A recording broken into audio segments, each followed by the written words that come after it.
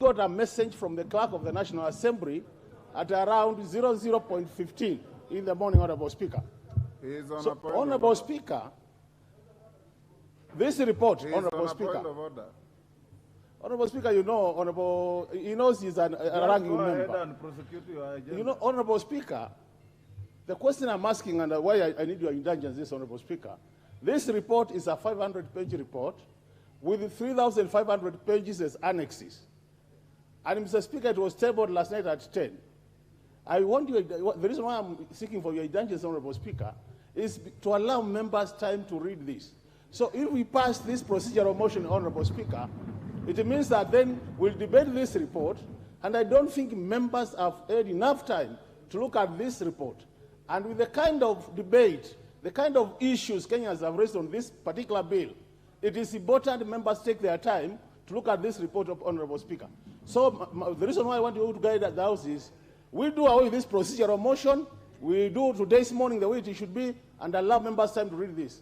I beg for your indulgence, Honorable Speaker. Thank you. I will not allow that. I will give direction on what you are raising, Honorable Makali Mulu, after putting this question. I have direction to give you on what I expect us to do. So allow me to put the question that this House resolves to exempt the business appearing on order paper number 12 in today's order paper from the provision of Standing Order 43, being a Wednesday morning, a day allocated for business not sponsored by the majority or minority party, or business sponsored by a committee. As members of that opinion say aye. As members of the contrary opinion say nay. The ayes have it.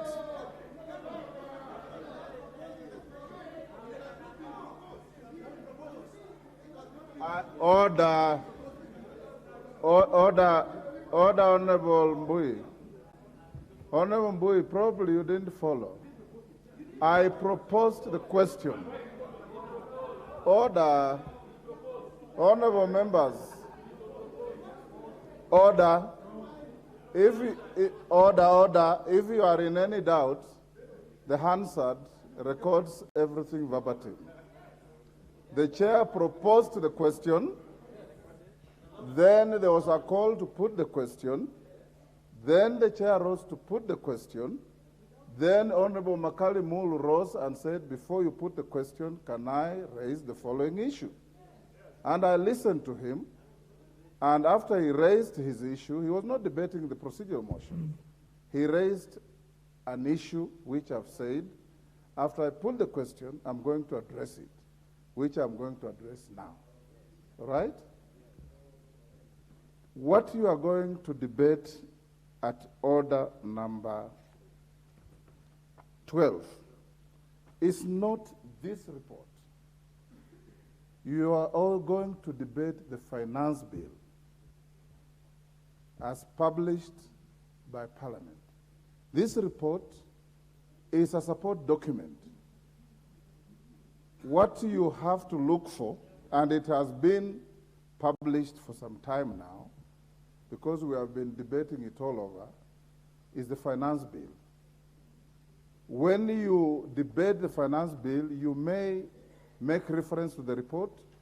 You may restrict yourself to the clauses of the finance bill. 2, this report was tabled last night at about 9:35. Many of us were not in this house, but I directed the clerk to upload it on the website of Parliament, which was done immediately. I also directed that physical copies be available to every member who wishes to have it. I've been advised they are available. 3, the debate we are starting soon hereafter will go on until 1 o'clock. We'll go on from 2:30 until 9 or 10 if possible. With the reports available, members can at different times be reading their report. As those who have already read the report familiarize themselves with the bill, continue with the debate of the bill. so that those who will speak, the mover of this bill, the chair of the committee, is alone entitled to 45 minutes. By the time he finishes, Robert Mbui would have probably have scanned through this report. If you read John F. Kennedy style, it will take you an hour to run through this report and be able to contribute. But you are not debating the report. You are debating the bill. Understand the procedure of the House. So we will proceed that way. We have not reached order number 12 yet, so let's call out order number 9.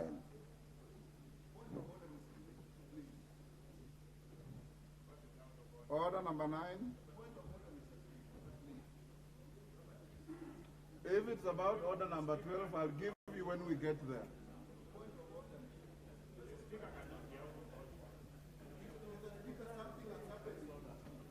Give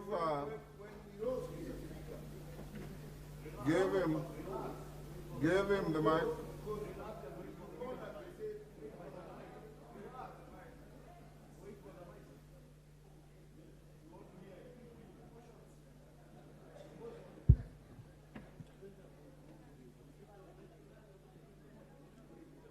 Can you give the mic to Honorable Nyikal?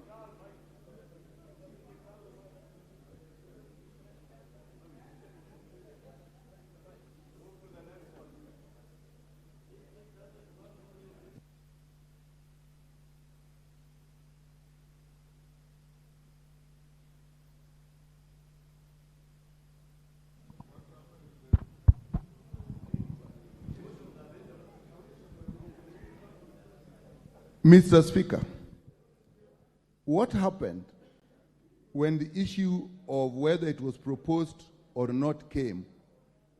You had called and there was the ayes. Now, some people stood, I know, I'm aware, to actually call for a division. So, Mr. Speaker, mine is to just say those of us who felt there's need for a division should also be given a chance. Those who are saying whether it was proposed, that was a different matter. So, Mr. Speaker, in that confusion, really, Mr. Speaker, justice is superior to the law. So, Mr. Speaker, if some of us needed a division over this matter, why can't we be given that chance? Honorable Dr. Nyikal, you are a very experienced legislator. Exactly. Take your seat. Take your seat. When I think it's Robert Mbui who called for division, I heard him very clearly. From where I sit, I have a bird's eye view of the House, and only 8 members stood. You require 25. There were only 8 members, and I could see. So we have passed that matter. Let's move on to the next. Order number 9.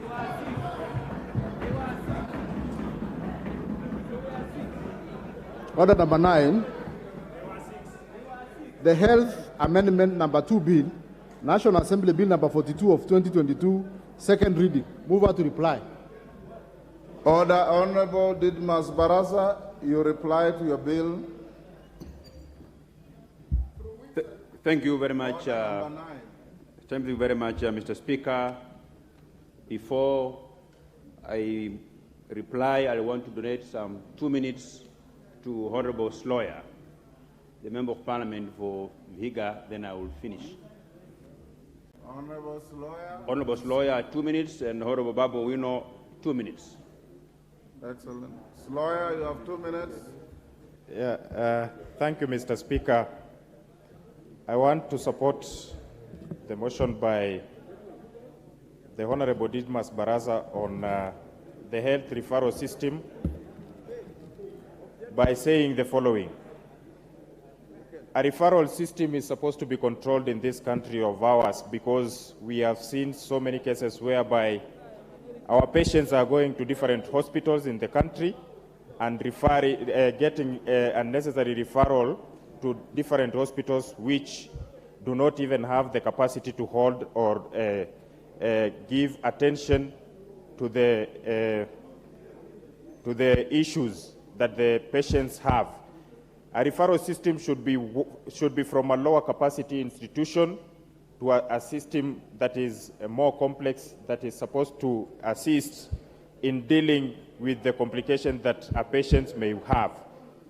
But we find that at times we have poor communication among hospital professionals that at times result into unnecessary costly referrals, which should be controlled at some level so that we have a referral system that can be of help to our people. We need to have an improved interaction among professionals of healthcare network. So in this country, we find that a patient may go to a hospital like Nairobi Hospital and be referred by a doctor to a lesser institution that is owned by those professionals. So to provide justice to our people and to ensure that they are being taken care of in the best way possible, we need to have a controlled referral system. I have a case in point whereby patients are referred from a health center into a referral hospital that is more or less than the same. Lawyer, your 2 minutes are up. Baba Wino, give Baba Wino the mic. There's one next to you.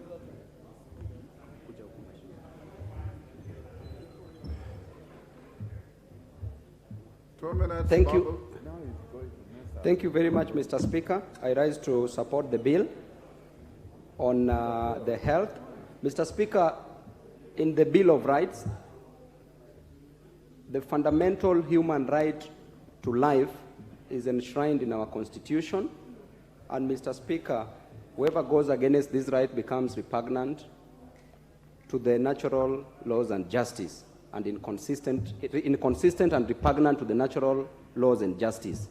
Mr. Speaker, our doctors take a Hippocratic oath to preserve life or to protect life, and our nurses take a Nightingale pledge to act professionally. Therefore, Mr. Speaker, if a hospital is referring a patient to another hospital, they should take care of that patient until such a time when that patient arrives into the referred hospital. They should ensure that they preserve life and they protect the patient. In our Kenyan system, Mr. Speaker, you find that a patient is taken to a hospital, left there to die. Procedures are being followed for this patient to be admitted in the hospital that they have been referred to. So therefore, Mr. Speaker, we have a right as a nation to protect and preserve life. Thank you.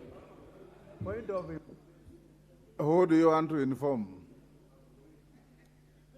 Owino has finished his contribution, so you can't inform him.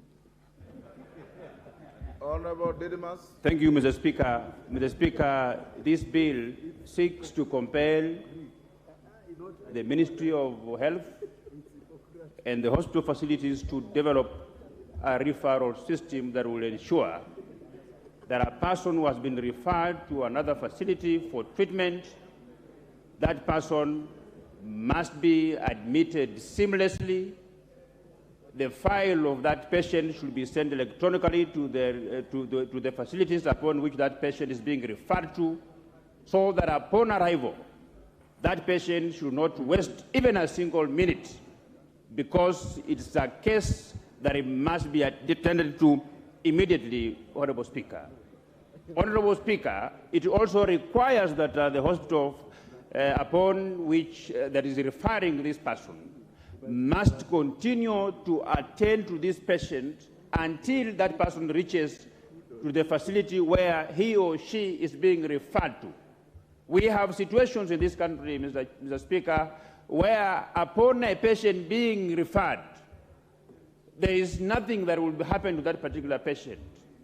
He becomes helpless. No one takes care of him. The file is discharged, it is closed, and we want to ensure that when a hospital facility refers a patient to another facility, they will continue taking care of this person until he or she arrives at the facility where they have referred that patient to.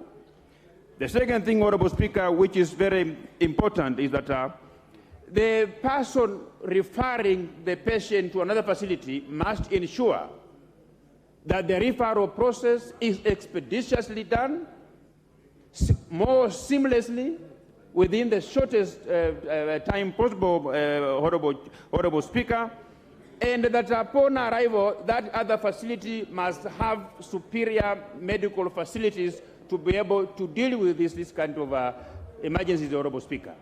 I want to ask members to support this bill so that we engage further at the committee of the whole House and improve this bill further. And I want to thank those who have supported, those who have made their contribution, those who have supported it, those who have opposed this.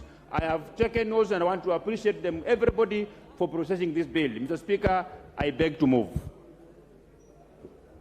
Honourable members, I'll now put the question, which is that the Health Amendment number 2 Bill, National Assembly Bill number 42 of 2022 be now read a second time. I'm satisfied that there is enough quorum to vote. So as members of that opinion say aye. As members of the contrary opinion say nay. Nay. The nays have it.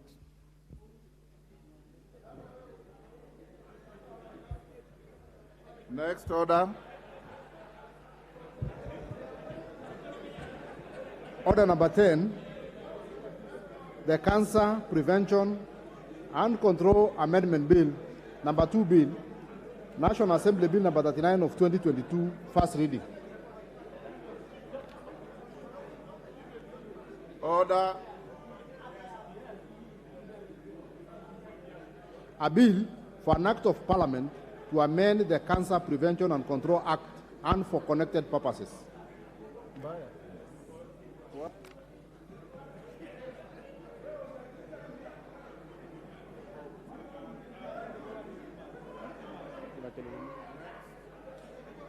Next order.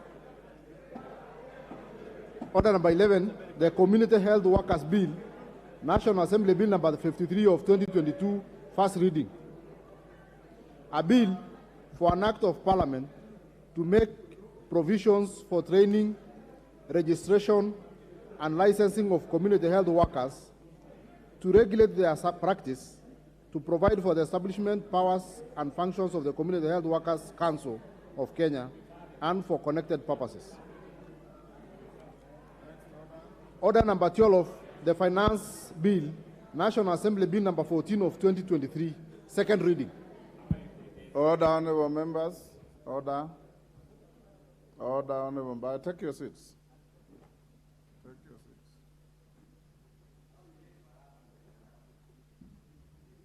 Order, honourable members. We are now going to order number 12 that has been called out, the Finance Bill. This is a bill like any other. You know, in the budget cycle, there are always two critical bills, the Finance Bill and thereafter the Appropriations Bill. We are starting this bill, and the House Business Committee directed that we will debate this bill the whole of this morning, the whole of this afternoon, if there will be enough members interested in contributing. And depending on how the debate goes, it will then spill over not to tomorrow, but to Tuesday, because tomorrow the Minister of Finance will be here in the afternoon to make the highlights on the budget of 2023-24. In debating this bill, as you know in our own standing orders, the mover of the bill will have 45 minutes, and in the event that he's not done in the 45 minutes, the chair may indulge him to finish what he wants to present. Of course, at the end of the debate, his reply time is 15 minutes. Each member who will contribute will be entitled to 10 minutes unless the House in its on considered view wishes to reduce that period so that more members can contribute, that I leave it to the House. As and when any member raises such an issue, the chair will consider either on its own or put a question to it. The leader of majority and the leader of minority, you will be entitled to 15 minutes each on this debate. And I want to encourage us that this is a bill that has generated quite a bit of extra parliamentary debate.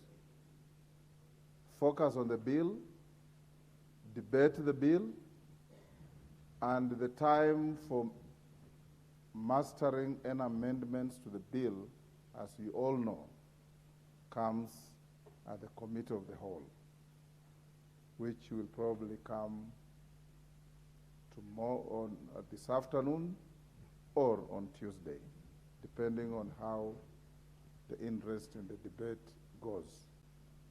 Everybody will be given an opportunity to debate. As usual, my screen is full.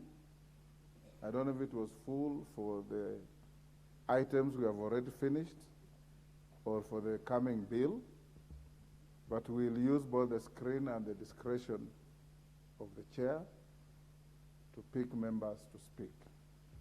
I encourage decorum. Your right to speak must be equal to your duty to listen. So those who speak must also be ready to listen to those who have listened to them. And that is the way debate should be in this House. So the chairman of the committee, you can now take the floor and move the bill. Point of order, Yes, Honorable Farah. Mr. Speaker, thank you very much for that delivery. I want to seek the indulgence of the chair. Because of the widespread interest in this particular bill, exempting the leadership of the House, the majority leader and the minority leader here, I suggest that the rest of us be limited to 5 minutes. If you can't deliver a very powerful argument in 5 minutes, you can't even deliver it in 10 minutes. I've been in this House for 30 years, and I know it. Bowen.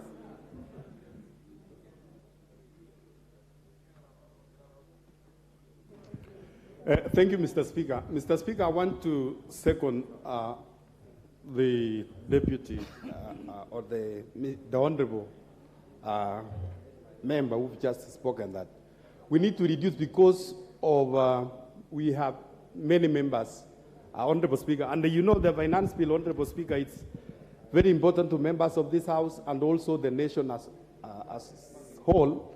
It's important that we reduce for members to 5 minutes, and apart from the leader of majority and the leader of minority, they can have the 15 minutes, but the rest of us, we can have 5 minutes each. I support. Yes, Donya. Thank you, Mr. Speaker. You actually need even a minute to know if this thing is right or wrong. I don't see the sense of having the 10 minutes while each of us need to debate on this bill, we share on our grievances, how we feel about it. When you look at a lady, you can say she took 1 minute to prepare her makeup, not a whole 10 minutes to describe something. As I stand here, you can know that that lady dressed well or bad. That is 1 second. 10 minutes, what will you be describing in 10 minutes? 5 minutes are enough. Thank you, Mr. Speaker. Honorable members, can the majority and minority leader approach the chair? Majority and minority leader.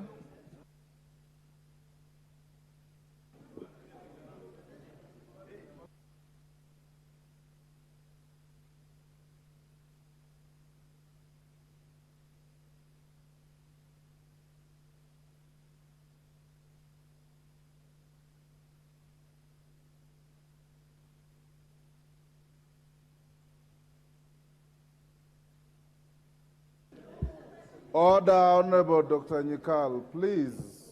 Honorable Dr. Nyikal, you are one of the most seasoned members.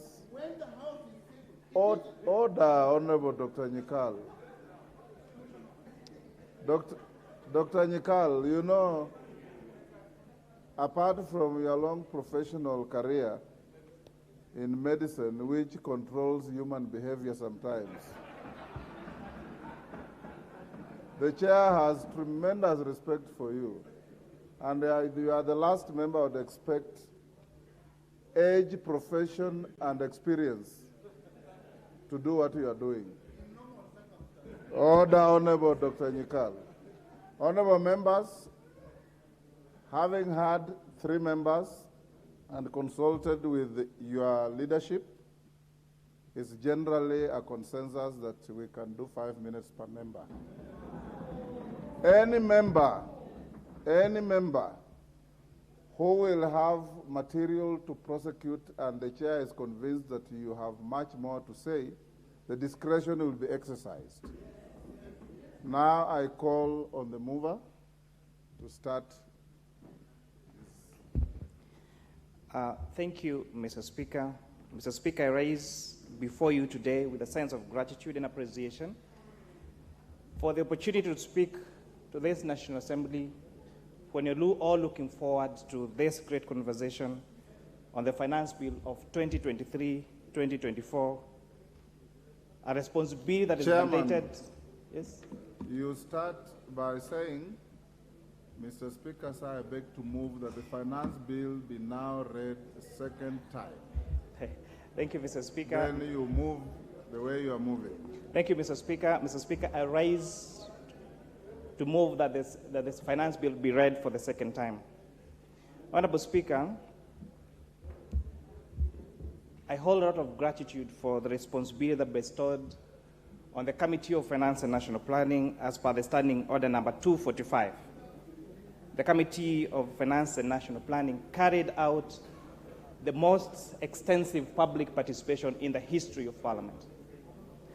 Our members of the committee sat between 10 and 12 hours every day listening to the members of the public, listening to various views of Kenyans.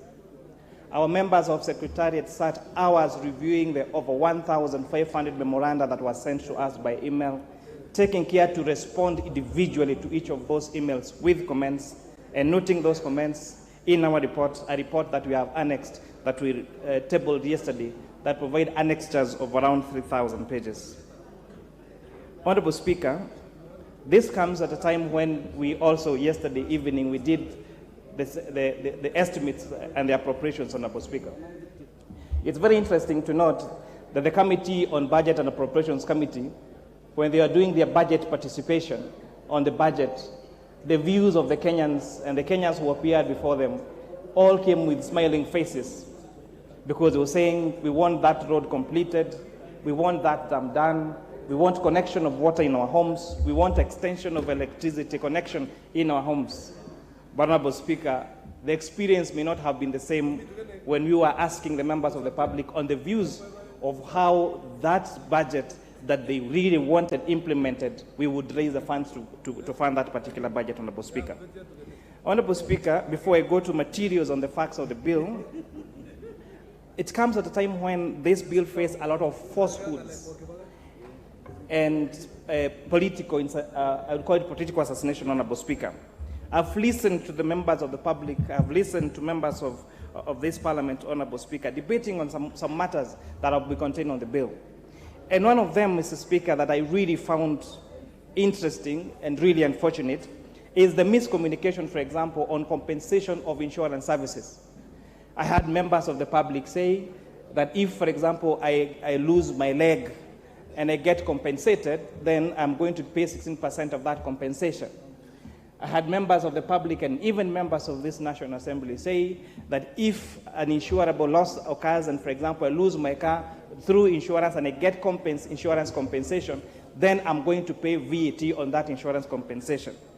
But, Honorable Speaker, I would like to refer you to page 240 of the bill, Clause 30, Section 9, and I read verbatim, that where a bona fide owner of a taxable supply who has deducted input tax under subsection 1 is compensated for the loss, that compensation that includes VAT shall be declared and the VAT thereupon remitted to the Commissioner. Or B, if the compensation does not include VAT, the compensation shall be declared and subjected to VAT and the tax remitted to the Commissioner. Keywords here, Honorable Speaker, is taxable supplies. And I want to ask members of this House and members of the public, is insurance compensation for your leg a taxable supply? Is a compensation of your car when you get involved in an accident a taxable supply? Is when the goods of your home get burned because of a fire, is that a taxable supply? And perhaps to get a little technical here, Honorable Speaker, what this clause purports to mean, where businesses actually hold goods that are vatable, then they would have paid input tax on those particular items.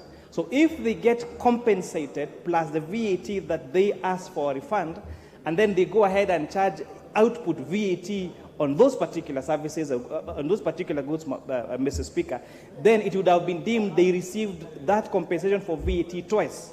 So this double VAT refund is what this clause, Honorable Speaker, was trying to cure, and that is what is contained on the bill, Mr. Speaker. Mr. Speaker, I would like to draw your attention to our tax system in Kenya. Our tax revenue as a share of our GDP has remained consistently at approximately 15%. This stagnation is a cause of concern to the Committee of Finance and National Planning, and this is some of the issues that this particular bill, Honorable Speaker, wanted to address. In comparison, Honorable Speaker, with several African countries, Botswana's tax revenue per GDP is at 24%. Mauritius is at 18%. Zambia's is 17%. But Honorable Speakers, ours has remained consistent at 13% as of 2021. These countries, Honorable Speaker, have managed to achieve higher tax revenue collection rates. The disparity highlights, Honorable Speaker, is a need for us to reassess our tax policy and explore more effective ways of enhancing revenue mobilization. Honorable Speaker, I would like to talk about our economy for the past decade. We have witnessed an evolution in our economy with the emergences of employment opportunities in the digital market space. Additionally, a majority of jobs have been created during this period and have been in the informal sector, employing approximately 80% or 18 million shillings of our Kenyans in 2021. Mr. Speaker, the Finance Bill of 2023 had several tax proposals that will enable the country to increase its tax base, essentially increasing its revenues. The committee carried out the public participation and deliberated on the matters which informed the following decisions.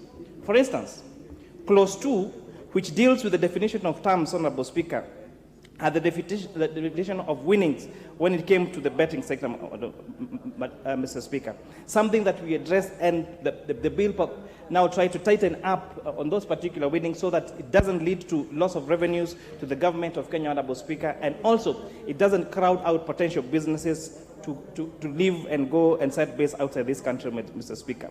Clause 5 of the bill suggests imposition of taxes on club entrances and subscription fees for employees. However, if it's implemented, this would result in double taxation, as both the employee and the employer would be taxed on these fees. In response to this concern, the committee made the changes to the clause, allowing that the taxation to be applied only for the employer's income instead. Clause 10, Honorable Speaker, of the proposed registration introduced a new tax called the digital asset tax, specifically targeting the taxation of profits generated from digital assets, such as cryptocurrencies and non-fungible assets, the one we call NFTs. Many stakeholders expressed their desire to have this proposal removed, as they believed it would discourage traders. However, the committee noted that the reason for setting up the tax rate of 3% of the gross turnover is to facilitate compliance and for trading, and also for simplifying the process. It will note, Honorable Speaker, that Kenya becomes now, if this bill passes as a man, Honorable Speaker, becomes one of the first countries in the region to recognize cryptocurrencies and digital assets and bitcoins as a way of a form of payment, as a form of trade, and therefore generating revenue from this particular digital assets, Honorable Speaker. The committee observed that Clause 12 that restricts expenses without ETIMS invoices as complemented by Clause 57. This would exempt individuals from registering in the electronic system management system. The exemption ensures that small traders, the one we popularly known as mama mbogas, and those that are in the formal sector are not negatively impacted by this particular proposal. Additionally, therefore, the Commissioner we have proposed will ensure administrative guidelines to address any concerns regarding the implementation of this system. But we have uploaded that there is a need to have every trader and every business person in the country operate within the ETIMS system, Honorable Speaker, and this we realize will enhance both revenue collection and reduce the cost of tax administration. Honorable Speaker, stakeholders expressed their concerns on Clause 20, which would require that withholding taxes be remitted to the Kenya Revenue Authority within 24 hours. They believed that this timeline was too short and would result to an additional administrative expenses, Honorable Speaker. But the proposal here, Honorable Speaker, we have had many institutions, many companies that withhold, whether it's excise duty or VAT, that means they are agents for the collection of these particular taxes, had up to 50 days before they remitted these particular payments to the Kenya Revenue Authority. So, Honorable Speaker, we noticed that by them getting 50 days of these taxes, it means these businesses were being funded through their working capital by taxpayers' money, Honorable Speaker. But again, from having between 20 and 50 days to remit these monies to KRA to under 24 hours, we found that 24 hours was a little too ambitious, and the committee amended that and said we would allow that these businesses can remit these particular taxes within 5 working days. The key word here, working, Honorable Speaker, also takes care of the complexities of weekends and and official holidays, Honorable Speaker. Clause 24 was one other very contested by many stakeholders. They were concerned about the proposal to increase pay rate for individuals earning more than 500,000 shillings. And Honorable Speaker, having really considered this, we found also that our tax bands have not been amended for years. And part of our recommendation, even if you're not able to make this particular amendment in this particular bill, Honorable Speaker, there is need to revise our tax bands for pay because they have not been revised for very many years. But Honorable Speaker, we suggested instead of having the 35% only accrue from 500,000 shillings to above, we add an additional tax band of 500,000 shillings to 800,000 shillings to be charged at a pay rate of 32.5%, and those earning more than 800,000 to be taxed at a rate of 35%, Honorable Speaker. Clause 24 introduced digital content monetization at a withholding tax of 15%. However, we notice that this is, if you compare the withholding tax on other professions, whether it's legal fees, accounting fees, management fees, and all the other professional fees, withholding tax on all these particular fees is at 3%, Honorable Speaker. And that is why we found that charging digital content creators at 500% more was unfair and punitive to this very, very growing sector, and we propose that this withholding tax be reduced to 3% withholding tax, Honorable Speaker. And it's good also, Honorable Speaker, to appreciate the expansion of this particular sector. We have got very, very many Kenyans, especially young Kenyans, who are exerting very, very well on this space. But some people are asking us, then why are we taxing us? I'd like to remind our digital content creators, Honorable Speaker, the teachers that got employed recently that earn an income of 30,000 shillings per month, Honorable Speaker, they pay their rightful share of tax. The nurses that help our mothers deliver in our hospitals, or the nurses that treat our old relatives and the old people in home-based care, pay their rightful share of tax.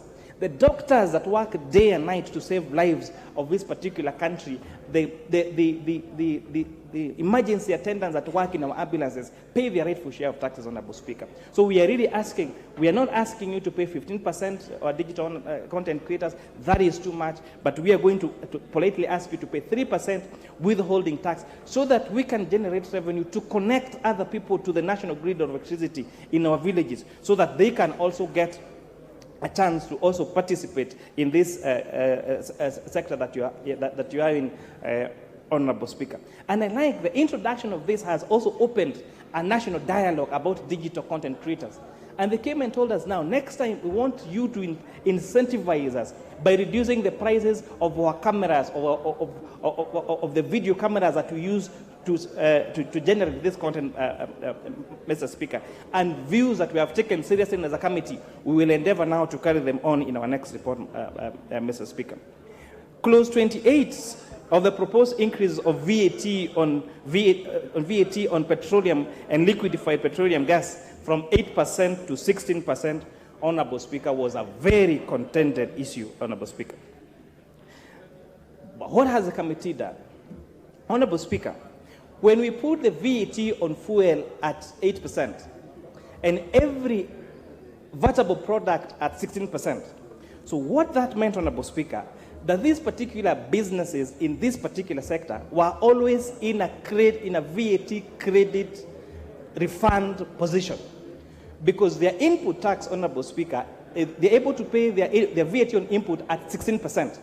But when they sell this fuel at 8%, Honorable Speaker, it means there's an 8% difference, which means that these particular businesses have always been on a credit side when they're asking for tax refund, Mr. Speaker. And what that essentially means is that taxpayers' money have been used to finance these businesses that carry out the business of this of fuel, Mr. Speaker, because of that disparity between their input tax that they pay at 16%, but their output tax they claim at 8%, Honorable Speaker, which therefore creates that particular position. Honorable Speaker, we have agreed that we are going to carry on this VAT on fuel at 16%. But on the other hand, we looked at the agreement that Kenya had, the discussions that we've had about climate change, about climate financing, about going green by 2030, Honorable Speaker.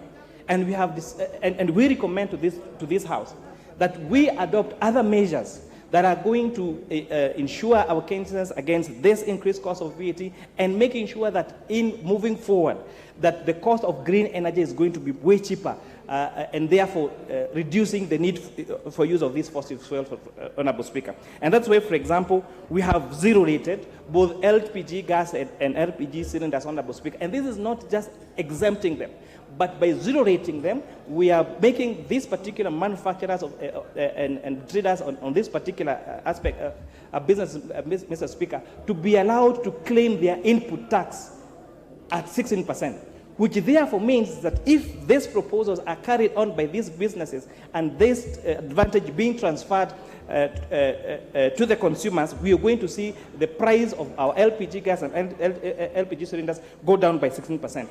In addition to that, the other cost elements that comprise of fuel, the railway development levy and ID and import declaration fees, Honorable Speaker, we have reduced that to around, that is like 3%. So when you check the increase from 8% to 16%, it means the actual increase on VAT on fuel is only 8 percentage points.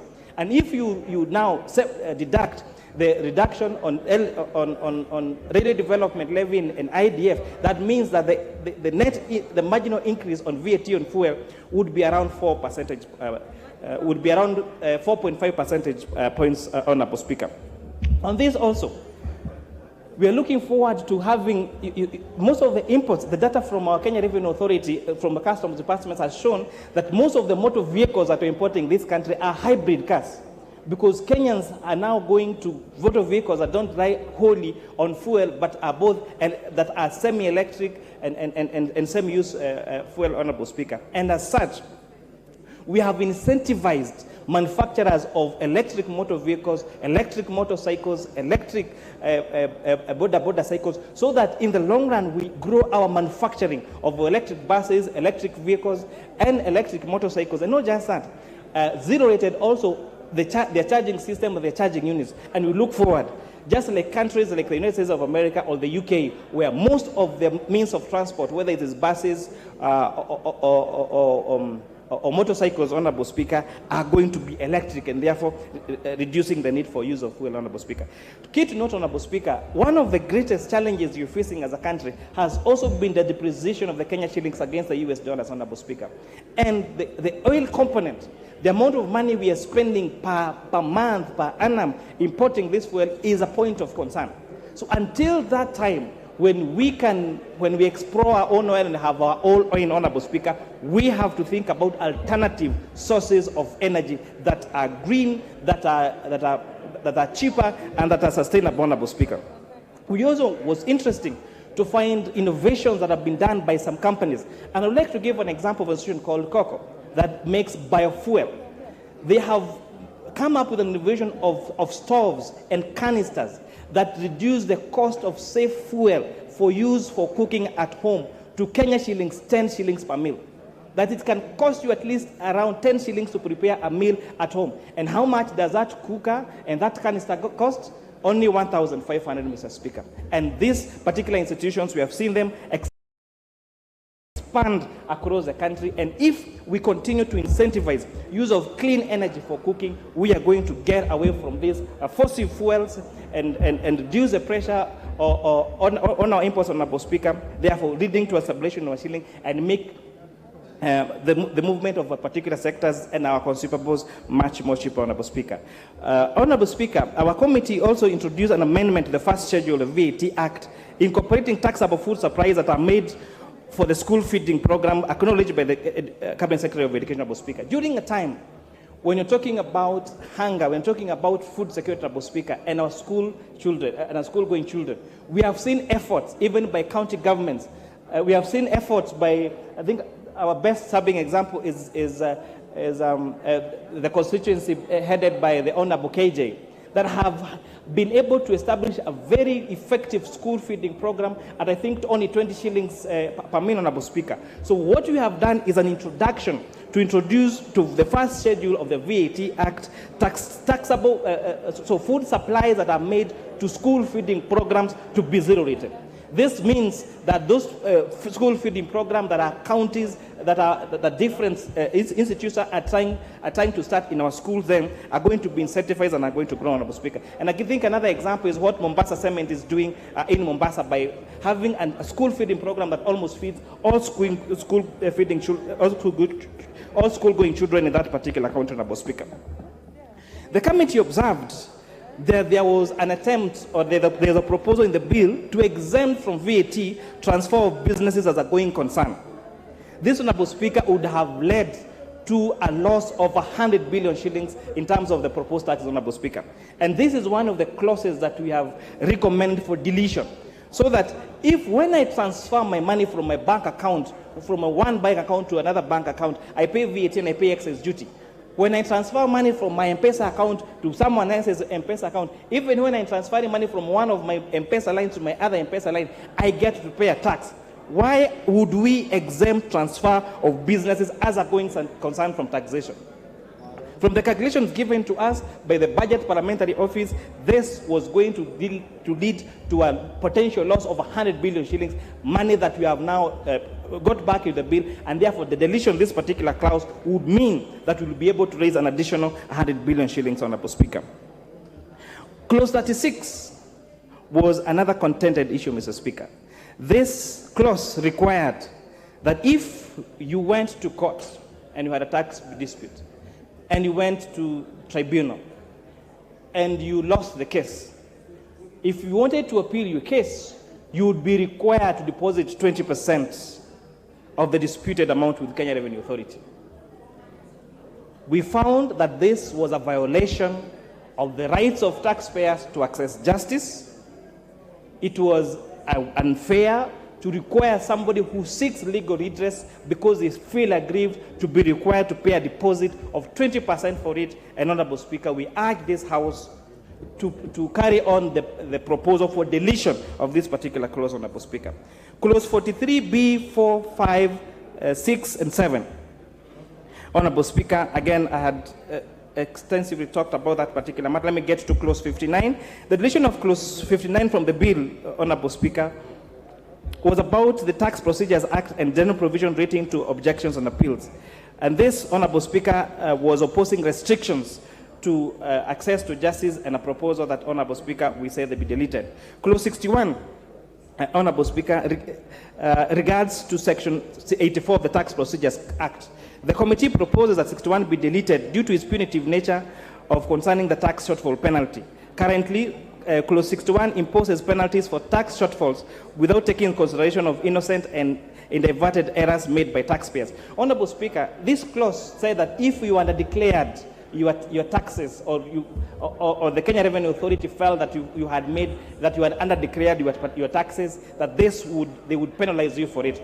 And we felt it may not have been deliberate. It could be an accounting error that was done when you're filing your returns, and therefore we have deleted that requirement for that particular penalty to be imposed on taxpayers. Clause 62 on penalties for failing to comply with the Electronic Systems Act.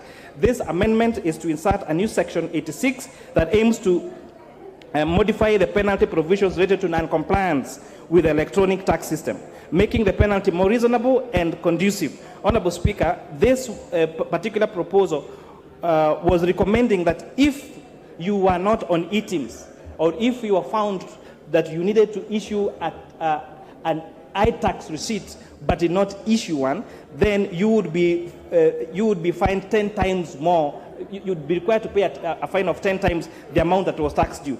Honorable Speaker, in as much that we want to enforce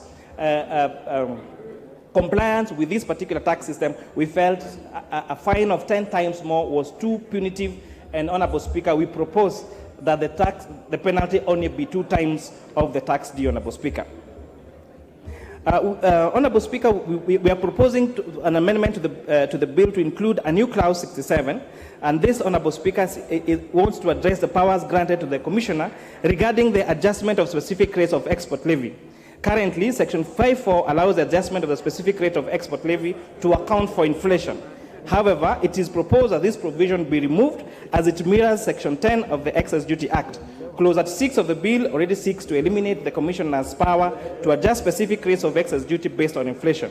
The rationale behind this proposed amendments is to ensure consistency in the treatment of specific rates for both export levy and excess duty, Honorable Speaker.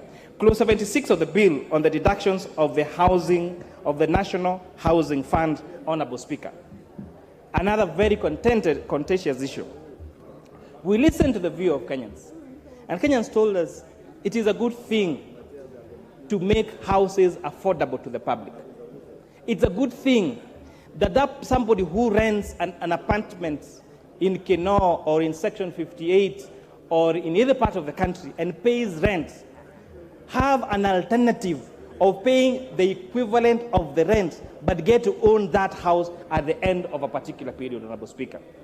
Mortgages, access to mortgages still remain a privilege of the high-end people in this particular market, Honorable Speaker. We agreed, and every stakeholder that we met told us, yes, it's going to lead to job creation. The doors that are going to be made, the windows that are going to be made, the suppliers for those particular goods, the people that are going to provide the rest of the service, that is the spiral effect of it. The people are going to sell food into those particular units, Honorable Speaker. We felt, they said there is a need for this particular housing fund, Honorable Speaker. But they were worried about the how. And they were telling us, for you to start us off with 3% of our basic pay, it is too punitive. They told us, and one of them, I remember, looking at me on the face and telling me, Honorable Chair, if we cap this particular housing fund to 2,500 shillings a month, and you tell me that I'm paying 3%, you're not paying 3% of your basic pay. You're actually paying around 0.0045 of your basic pay.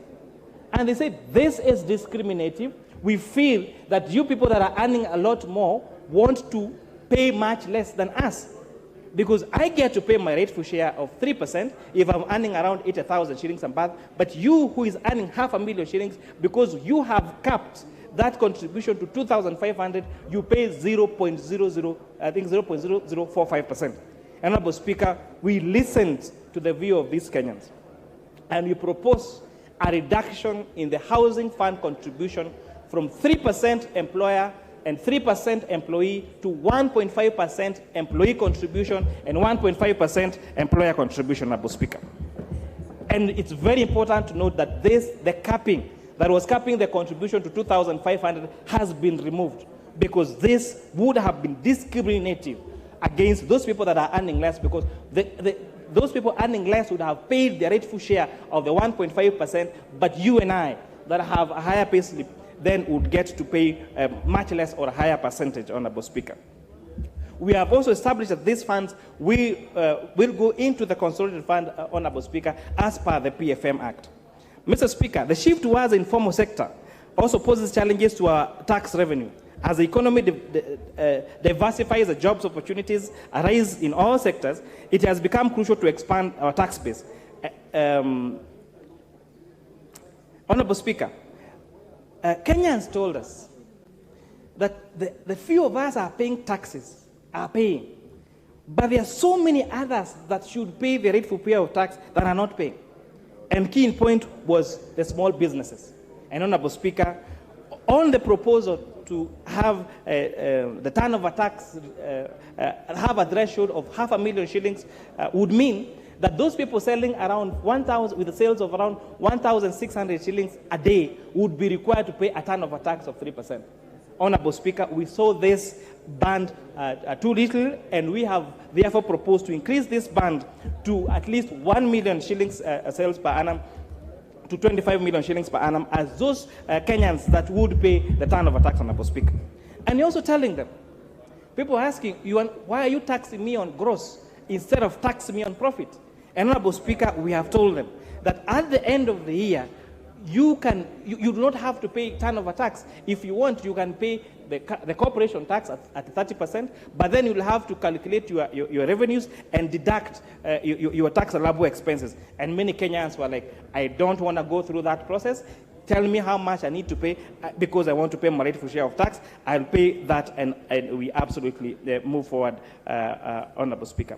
With those many remarks, Honorable Speaker, I really would wish to thank the members of the committee. It was very tedious work. It was a lot of work. Most of us still have a back problem even now. Our members of Secretariat, they have been doing almost 24 hours of work to make sure that we put this particular report in order, Honorable Speaker. And because I want to give as many honorable members as possible to contribute to this particular matter, I only have one last statement to make, Honorable Speaker. The difference between tax exempt and zero rated. I find it quite baffling that we use tax exemption and zero rate interchangeably. They are as different as heaven and earth. Because when services or products are exempted from tax, it means that those businesses cannot claim their input tax. And that makes the price of those particular products at least 16% more expensive. And that is why, although the bill proposes to exempt manufacturing of fertilizer, manufacturing of pharmaceuticals, manufacturing of human vaccines, manufacturing of pesticides, agricultural equipment, transportation of sugarcane from factories, from farms to factories, to be tax exempted. This committee, Honorable Speaker, has recommended in our report that these particular products and services be moved from tax exemption to zero rate, so that transfer of that manufacturing of fertilizer, manufacturing of pharmaceuticals, manufacturing of medicine, manufacturing of human vaccines that benefit be allowed to be transferred to the consumer by making those particular products 16% cheaper, Honorable Speaker.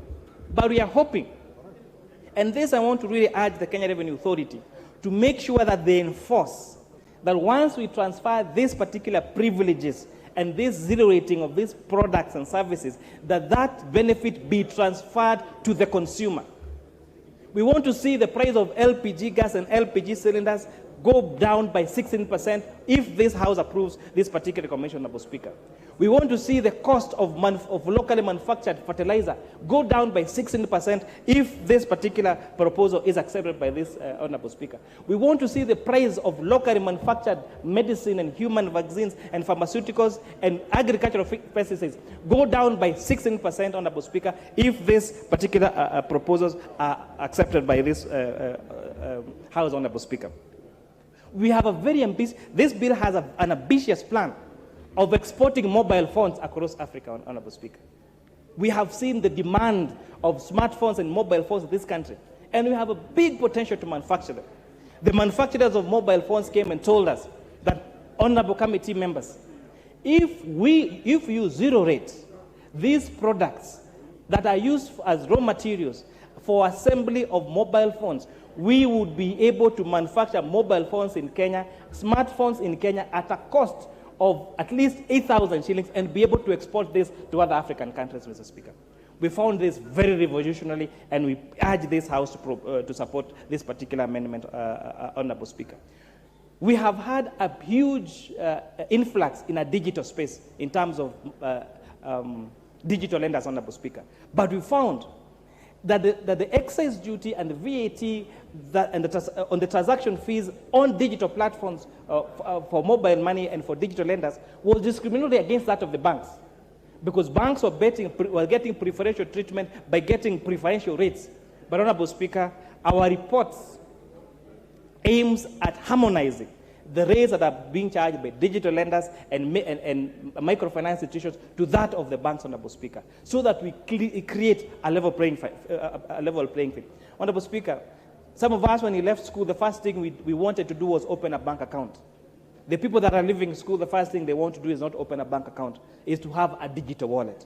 And we're saying we need to incentivize this space. This is the next frontier in financial inclusion, and we are asking this Honorable House to agree with us and pass our report, pass the amended finance bill as proposed by the Committee of Finance and National Planning.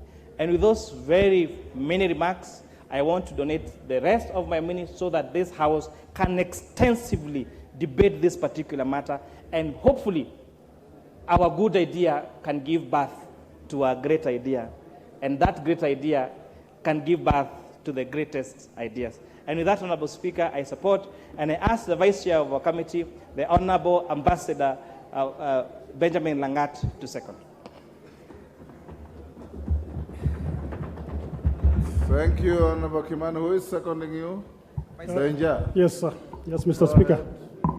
Mr. Speaker, I want to thank you for the opportunity to second this bill, and I rise to second this finance bill of 2023, Mr. Speaker. Mr. Speaker, you said yesterday that this bill has been transacted in funerals, churches, other social places, Mr. Speaker, and you advise us that we must now come to the House and transact this bill. Mr. Speaker, we have just come from a campaign less than a year ago. Some of the issues that were transacted or canvassed, Mr. Speaker, were mainly three issues, Mr. Speaker. One of them was cost of living. Number two, Mr. Speaker, our level of public debts. Number four, Mr. Speaker, is empowerment of the youth. Mr. Speaker, it is in the public domain that our public debt is the highest ever, Mr. Speaker. And because of either errors of commission or omission, Mr. Speaker, we found ourselves there. Mr. Speaker, if I was to liken Kenya to a public company, Mr. Speaker, I would say Kenya is a very high-geared company, Mr. Speaker. We have borrowed more than what we should have done, Mr. Speaker. And those of us who are accountants, who have managed public entities, Mr. Speaker, you know when a company is high-geared, Mr. Speaker, you have two options. One is to close the company, Mr. Speaker. Number two, Mr. Speaker, is to bring in more capital, Mr. Speaker, by the shareholders. Mr. Speaker, this republic, the shareholders are Kenyans. Mr. Speaker, this House is the Board of Management, Mr. Speaker.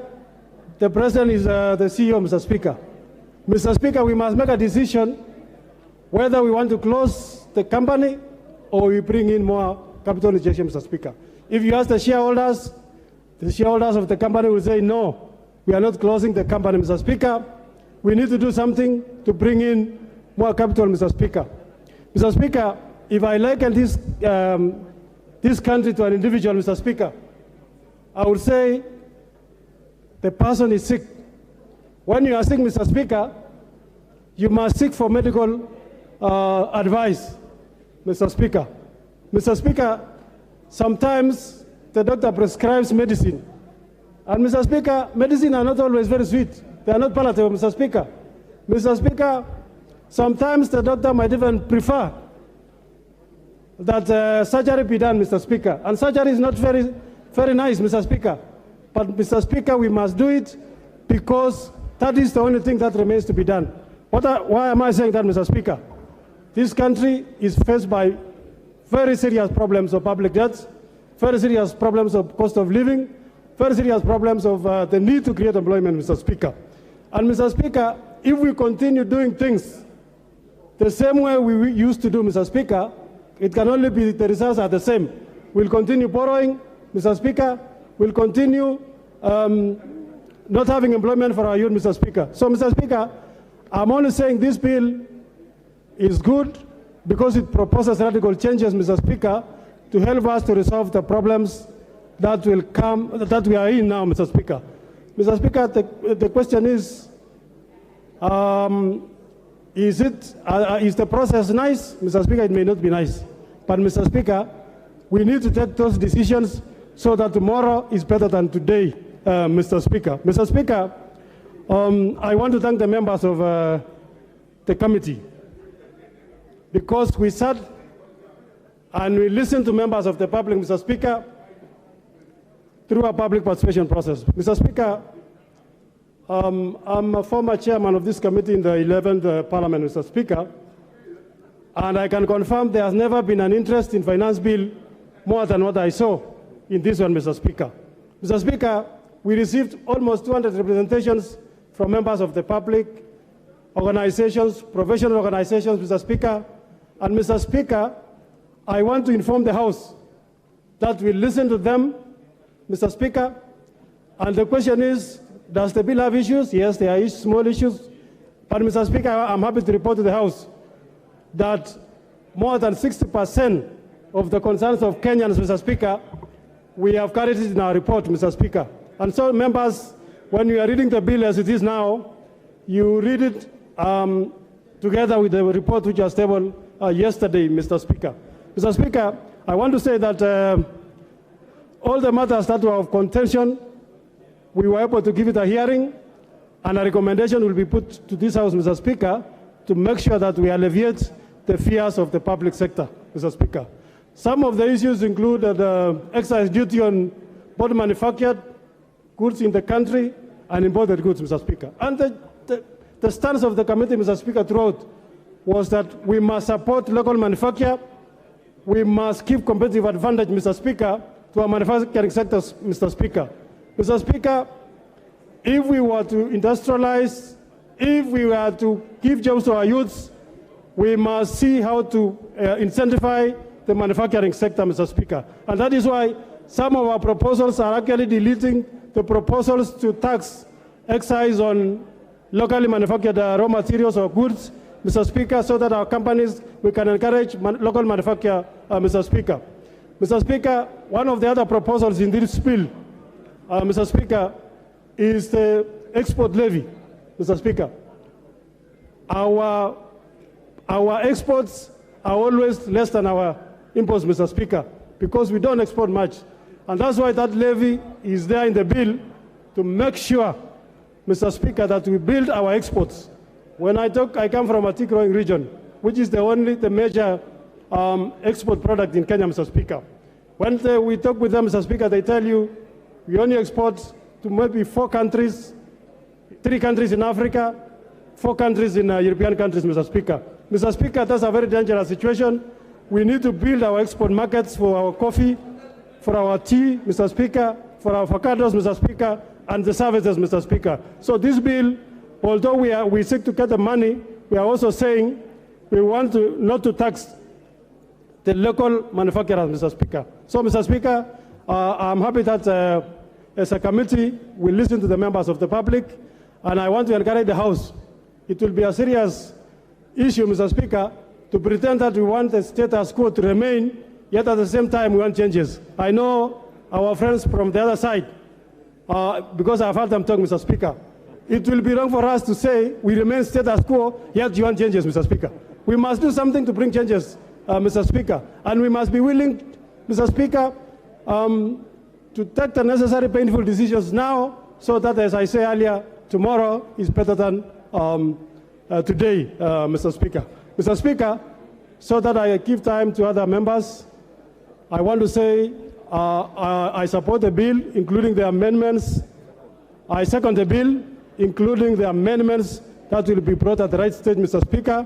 And I want to encourage all the members to rise to the occasion, Mr. Speaker. We become bold. We reduce our public debt, Mr. Speaker. We increase our revenues, Mr. Speaker, so that we become a very self-reliant country, Mr. Speaker. Mr. Speaker, if we continue the same, we can only increase the public debt. If we continue the same, Mr. Speaker, we'll continue building up pending bills, Mr. Speaker. Mr. Speaker, yesterday we passed the estimates, and all the members were happy. Of course, our members from the other side were not there. But, Mr. Speaker, I heard the chair of budget say we have given 613 billion to education. I heard him also say we have given double the allocation to health, Mr. Speaker. Mr. Speaker, that promise will remain a promise if we do not pass a finance bill that will help us to raise the necessary revenues that our country needs. Mr. Speaker, I'm looking in future, Mr. Speaker, that we will be able to raise enough revenues. We borrow zero, Mr. Speaker. I'm looking for a day, Mr. Speaker, we are able to lend to other countries, Mr. Speaker, because we have raised more than enough revenue, Mr. Speaker.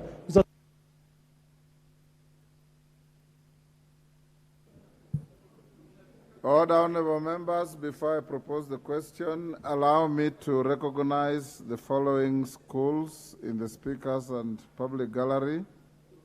St. Francis Secondary School, Mwea, Kirinyaga.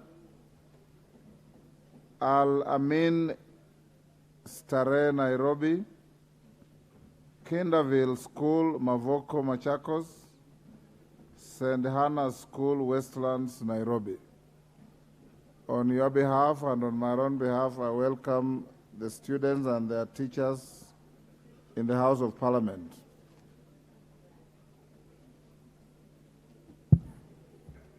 Order, honorable members. Members who are on their feet, take your seats. Honorable members, I now propose the question, which is that the Finance Bill, National Assembly Bill number 14 of 2023 be now read a second time.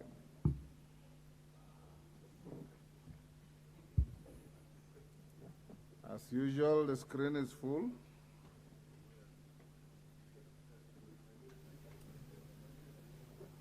Robert Mbui.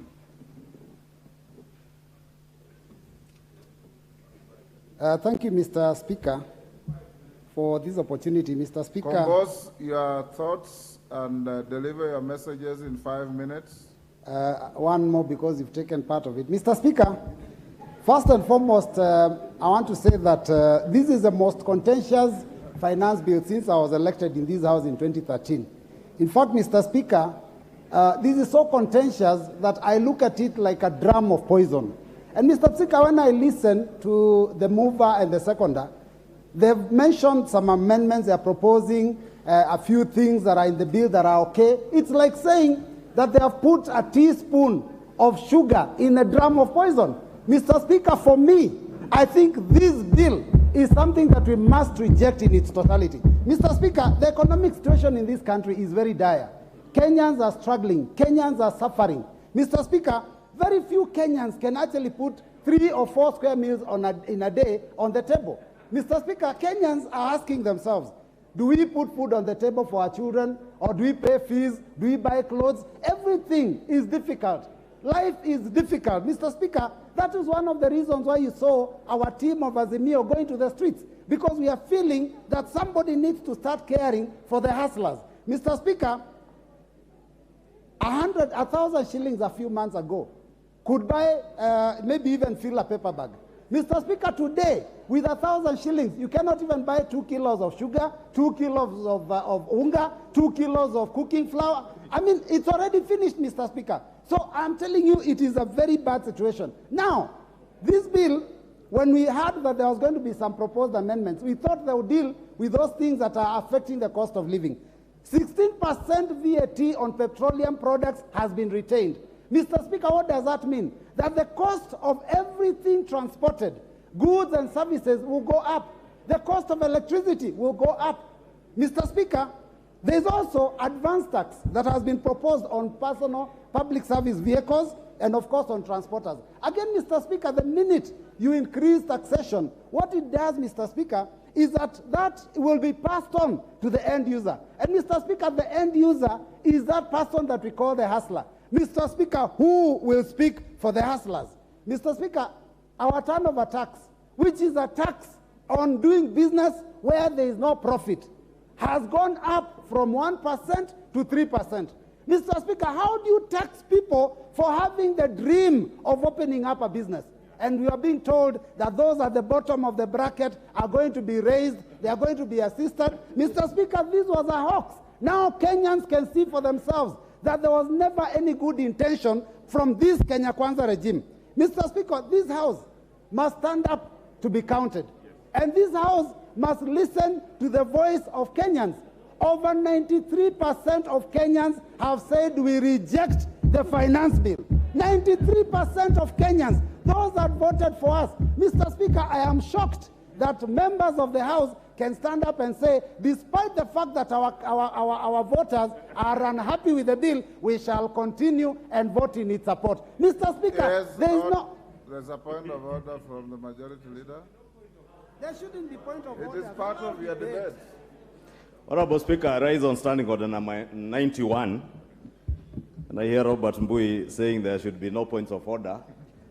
But I think that is a prerogative of the Speaker. Honorable Speaker, standing order 91 speaks to the responsibility for statement of fact.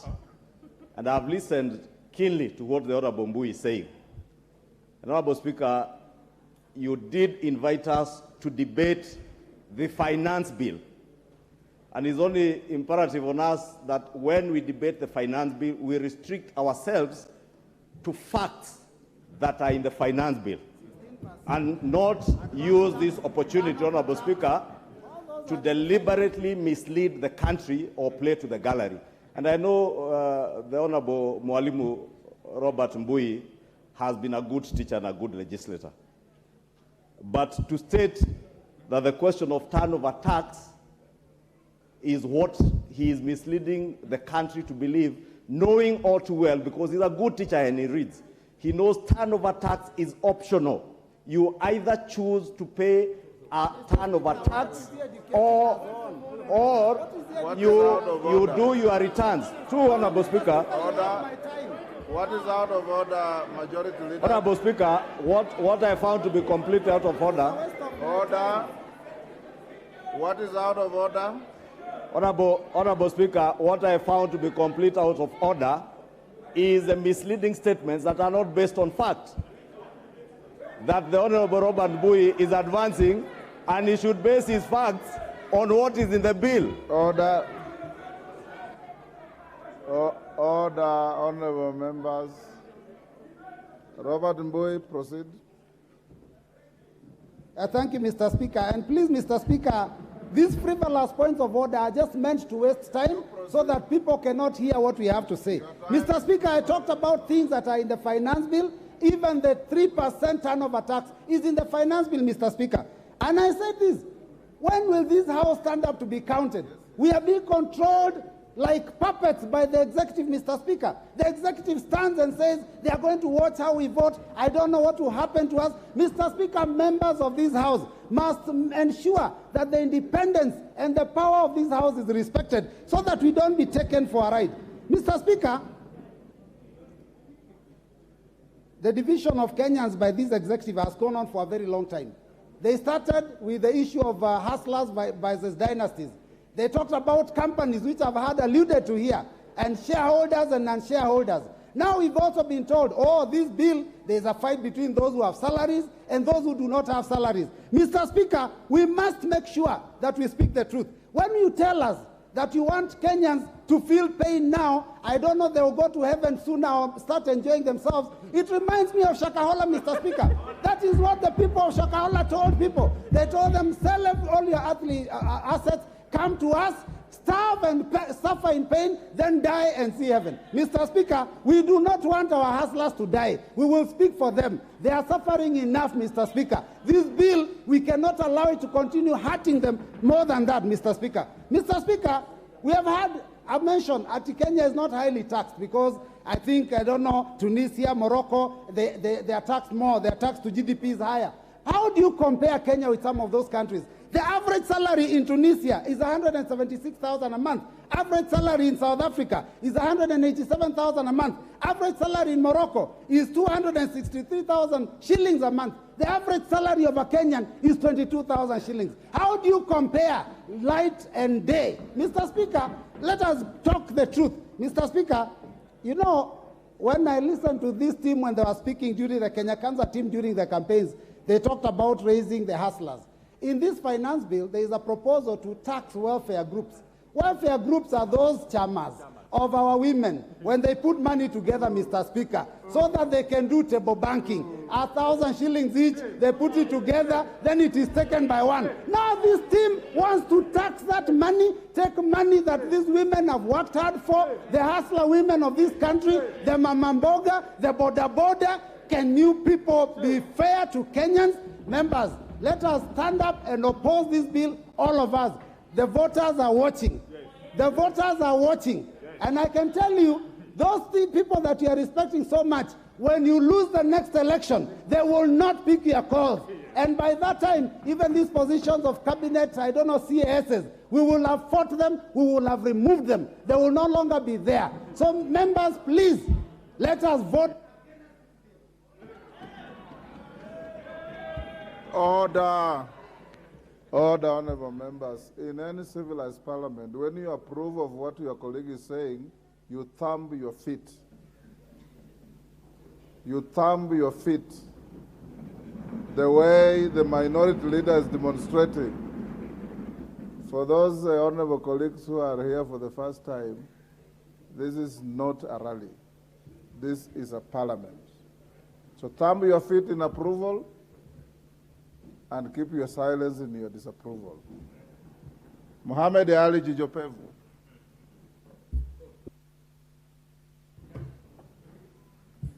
Asante sana Mheshimiwa Spika. Mimi nasimama kuunga mkono na vile vile nitaanza kwa kusema ya kwamba ni vyema sisi kama wabunge tuweze kujadili masuala ambayo yana umuhimu na taifa hili na wananchi wake. Ikiwa tutaanza kufanya mazungumzo ya kuleta uvumi na fitina, basi hatutakuwa tunasaidia mwananchi wa kawaida. Nikiangalia hii bill, Mheshimiwa Spika, na hili bunge lina wabunge wengi zaidi ya 300. Na asilimia kubwa ya wabunge ni wale ambao wako nje. Na hawa wabunge wakifika katika majukwaa wanaenda kuchochea wananchi pasi na kuwaambia ukweli. Kuna mbunge wetu kutoka upande wetu ambaye pia ameenda kuchochea wananchi, lakini leo katika bunge hili hayuko hapa kujadili haya masuala ya fedha ili kuwafanya Wakenya waweze kuelewa zaidi. Mheshimiwa Spika, hili taifa limekuwa taifa la ombaomba tangu Kenya kupata uhuru. Mwaka wa 1963 Kenya imekuwa ikiongozwa na masuala ya kukopa. Kila mwaka ni kukopa, kulipa wafanyikazi wa serikali, kukopa, kuleta maendeleo, na ndio maana sasa imefika mahala ambapo tunataka kusema ya kwamba tutajinyima, tutajizuia na mikopo, tuanze kujifunza kutafuta hela miongoni mwa Wakenya na kujikomboa katika minyororo ya kukopa kila mwaka. Hili taifa hatuwezi kukopa mpaka kiyama. Hili taifa ni lazima tukaze minyororo, tufunge longi yetu vizuri na tuvae njuga, na tuhakikishe ya kwamba tutafanya haya mambo kwa miaka 2 ama 1 hivi, lakini mambo yatakuwa sawa. Mheshimiwa Spika, unataka vipi Kenya hii tujenge barabara wananchi wanataka? Mheshimiwa Spika, unataka vipi sisi leo tuweze kuunganisha umeme? Unataka vipi leo tuweze kupunguza bei ya vyakula ilhali tutaendelea kukopa kwa wazungu ili kuleta matatizo kwa Afrika? Ni lazima tujifunze na kustahimili. Mheshimiwa Spika, katika bunge hili leo, hawa wabunge wenzangu leo wana nguvu kwa sababu wao, kila mbunge kama sijakosea ana nyumba. Mheshimiwa Spika, wacha nizungumzie hili swala la nyumba kwa sababu linachukuliwa vibaya sana.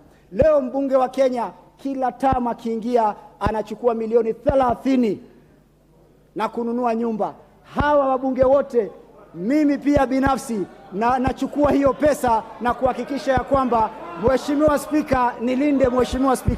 Mheshimiwa Spika, nilinde na haya maneno naosema. Hawa wabunge tuacheni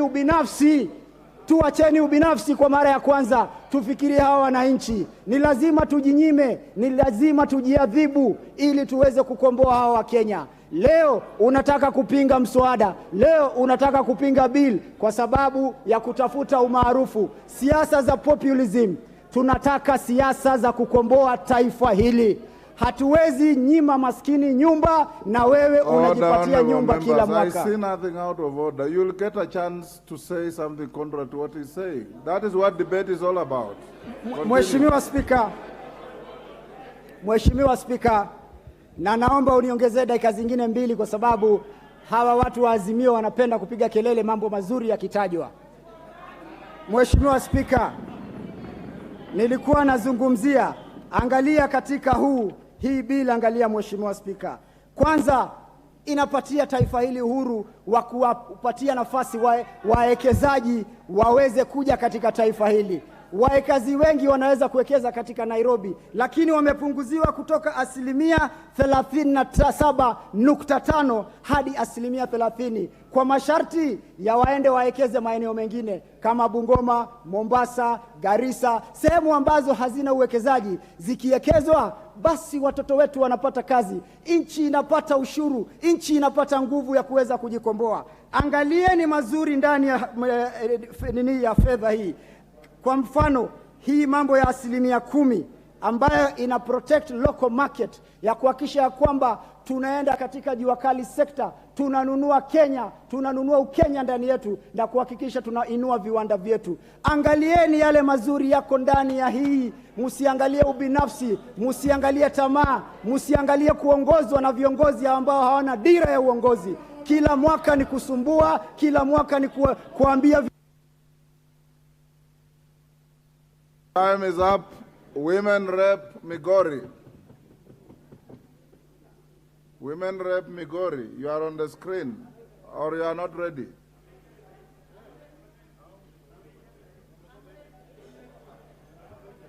If you are not ready to speak, please take out your card from the screen to free for others. Go ahead, Women Rep Migori. Thank you, Mr. Speaker, for giving me this opportunity. The minutes that you give me, sir, I request that I speak for 1 minute and donate a few to my colleague. You cannot donate any time. Thank you, sir. All the same, I'll speak. Yes. My opinion is this, and I speak as a member of parliament for Migori County. The committee has reported that they went round and the people of Kenya suggested that they bring it to 1.5, the housing levy. They are not being sincere unless they were doing this out of Kenya, but not in Kenya. Kenyans are saying 0. They don't want it. They are not interested. They are not aware of your 1.5. And I'm questioning this. If you are dishonest, even after speaking to Wananchi, where is your honesty? Chair, You said that people told you that they want 1.5. Right now, I'm receiving calls and SMSs, and they're telling me, Fatuma, speak for us. In Migori County, Kenya at large, we are not aware of that 1.5. You never visited Migori. I believe you didn't visit anywhere other than your small offices. You sit there, take coffee, and make decisions for Kenya. We are telling you we are not interested in your levy. We want food on our tables. Our children are going hungry. We don't need houses. We are living in our grass thatch houses. We are comfortable with those houses. All we want is food. And as a youth, I'm telling you, shame who? Shame on you. I am not aware of your endpoint. And I'm telling you, you should be ashamed. You are lying either for yourself or for your government. As the people of Kenya, as a youth, I am telling you, whatever you promised us in your agenda, keep your agenda and stop shaka-hollering us. We are not interested in your house. It will not even come even if we give you 100% levy. We know the truth that you don't keep your promises, and you're not going to twist us in this. Stop lying to Kenyans and face reality. Kenyans wamechoka. They are not interested in this house levy. They're asking for one request. Please give us food. Don't give us houses that do not exist. After all, as a Muslim, there is a golden house waiting for me in heaven. I don't need one from Kenya Kwanza. Thank you, Mr. Speaker. Wakili Mureu.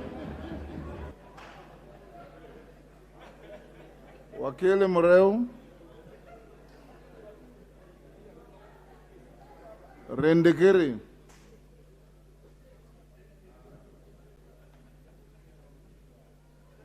Please. Thank you, Mr. Speaker. I am not going to dwell on shouting and populism. I will go to the facts.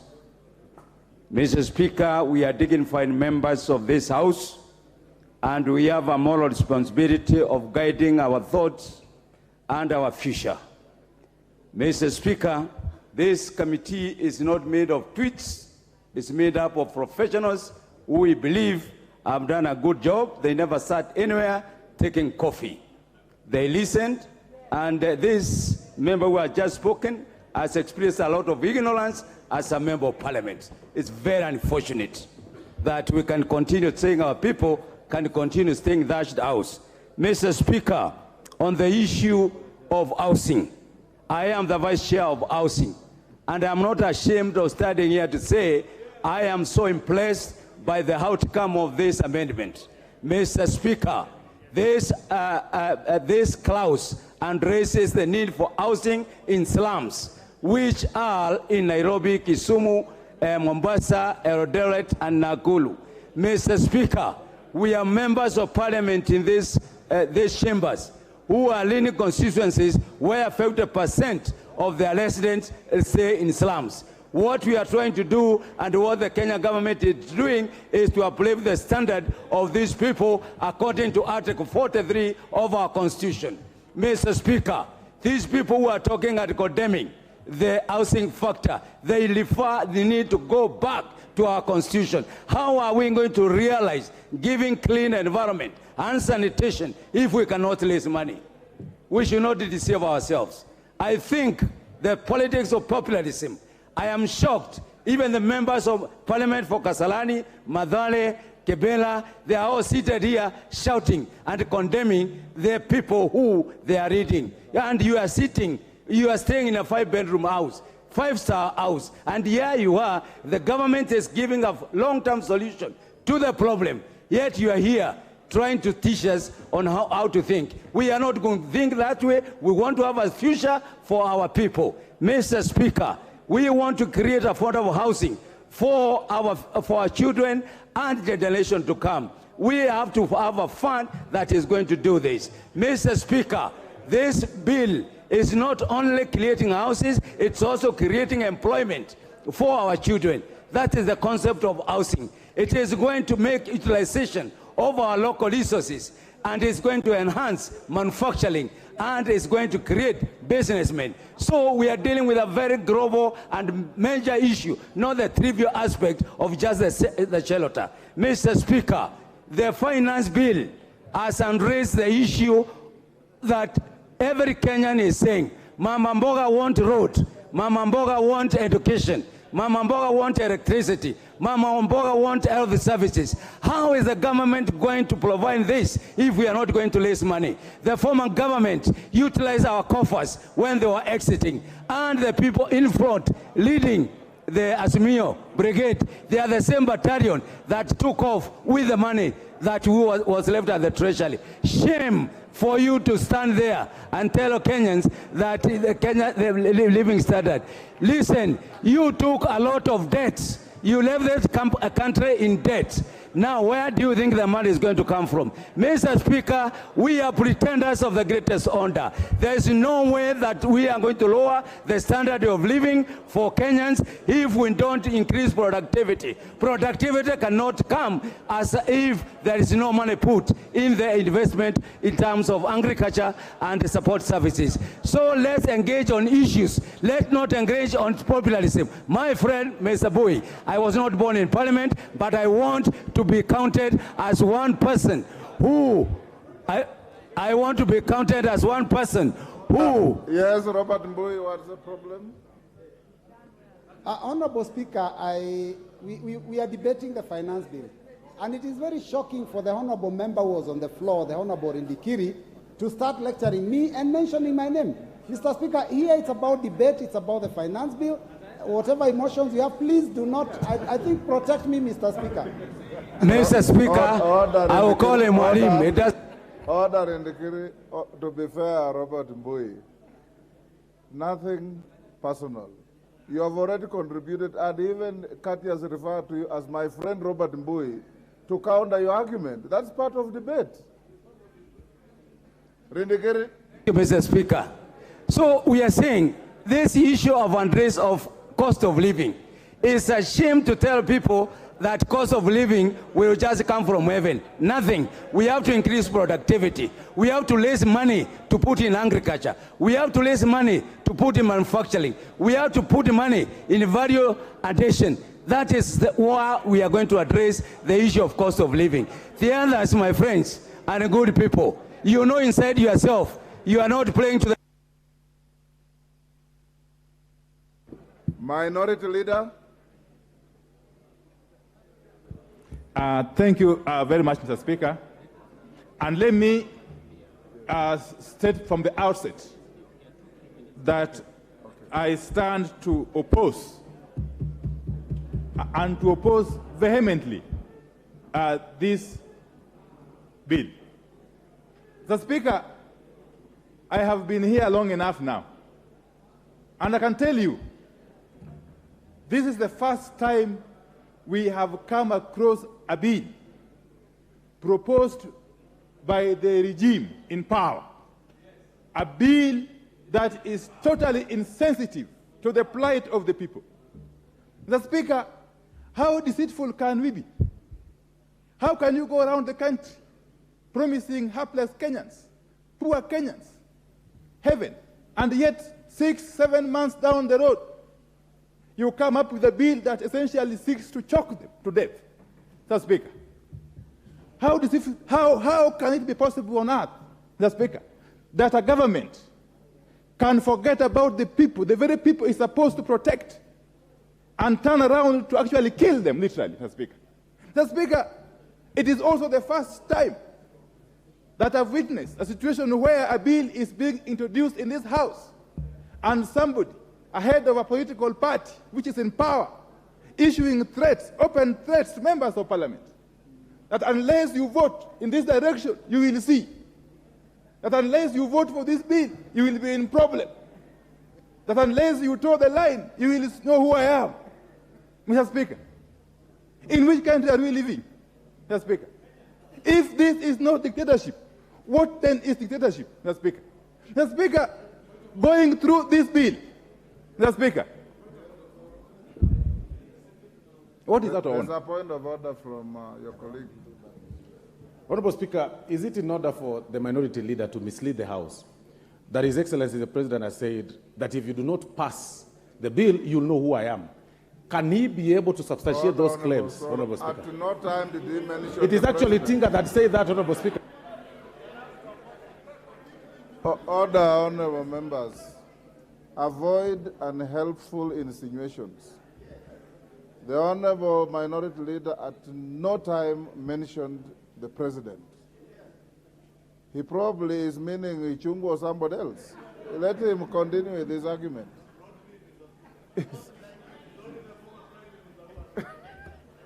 Mr. Speaker, as usual, I will ignore the Honorable Soro. Mr. Speaker, going through this bill, you see an attempt to not only ridicule the hustlers or the poor Kenyans, but to actually kill them. Why do I say so? Mr. Speaker, we all know that this country lies solely on fuel and petroleum products. Every facet of the economy is driven by fuel and petroleum products. And therefore, the moment you set out increase VAT on fuel and petroleum products from 8 to 16%, you essentially mean that life, the cost of living is going to skyrocket automatically. Everything in life is going to become more costly, Mr. Speaker. And then you go ahead and remove tax on aircraft, choppers, and spare parts for those funny items. Equipment that are only bought or accessed by the who is who, by the very rich in this country. On the one hand, you overburden the poor person. On the other hand, you lessen the burden on the rich person. So what logic is this, Mr. Speaker? Mr. Speaker, I would have expected, having heard the regime lament that they found empty coffers, I would have expected, and any first-year economics student will tell you,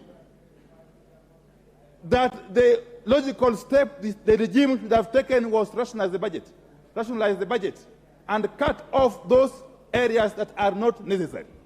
But what do you see? The budget has now increased by about 80-something billion shillings, over and above last year's budget. But the increment is driven by consumption. You see the money allocated to the office of the president, the money allocated to the office of the deputy president, the money allocated to the office of the Prime's cabinet, whatever.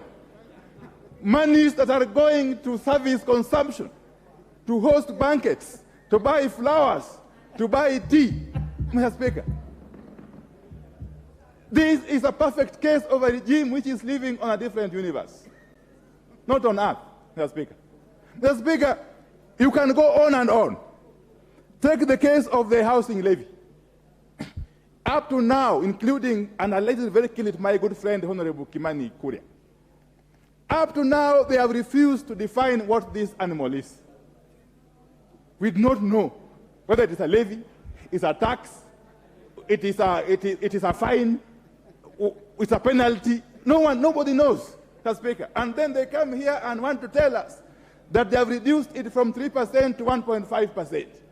Mr. Speaker, they have even worsened the situation now. The situation has now worsened because the cap which was there initially of 2,500 has been removed. Now they have targeted even those who are earning bigger salaries more. Now they have attacked the low person, the middle person, and the higher person. Mr. Speaker, let me tell you, in the village where I come from, we have got public servants. We have got employees who have toiled for years. Some of them are left with about 5 years to retire. They have got their own houses, which they have built through different schemes. You want to tell them to part with 1.5% of their pay, Mr. Speaker, to deposit in a scheme who nobody knows the intention about. Mr. Speaker, if you did just basic calculation, this 1.5% of an ordinary primary school teacher salary, he will need not less than 200 years to be able to acquire a house. And yet this person is retiring in 5 years' time. So tell me, who is he saving for? Who is he buying this house for? Is his grandchildren, great-grandchildren, or who, Mr. Speaker? Nobody is coming up to give us answers to those very basic questions. And yet, to that poor Kenyan worker in the village, that 1.5% which you are forcing him to fork out can mean a difference between starving to death or surviving. The Speaker, that poor Kenyan worker in the village, or even here in Nairobi, depends on that 1.5% of his salary to put food on the table for his children, to buy a uniform for his school for his children, to pay school fees for his children, to actually pay all the bills that he incurs in his day-to-day life, Mr. Speaker. And therefore, this is one of those schemes. In fact, I would want to equate it to a pyramid scheme. Mr. Speaker, this housing levy, or whatever they call it, is a perfect case of a pyramid scheme. And Kenyans must say no. They have already said no resoundingly, Mr. Speaker. Mr. Speaker, you can go on and on. You can go on and on. Look at the case of poor Kenyan women and girls, and including even boys, who depend on the business of saloons, kinyozi, and what have you. What have they done to them? They have imposed an excise duty on human hair, wigs, false beards, eyebrows, eyelashes, artificial nails. Yes, Speaker, these people have a bone to pick with poor Kenyans. They don't want our women to be beautiful. They don't want our men to be well kept. Yes, Speaker, they are basically strangulating every other poor Kenyan who is struggling.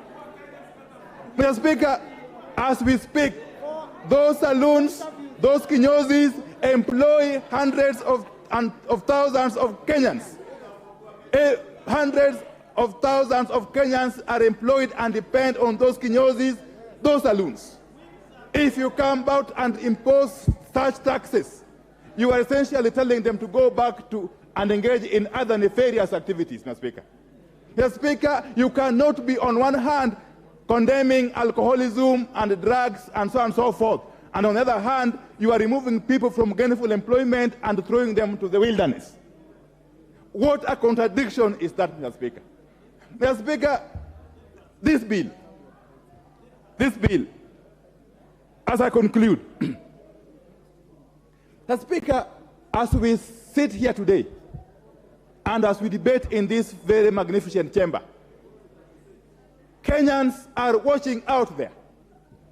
In fact, I have received since 1 hour ago not less than 200 messages from Kenyans who are watching us. It is therefore incumbent upon us to choose where we want to stand. Do we want to stand on the right side of history or on the wrong side of history as a house? Because Kenyans are watching.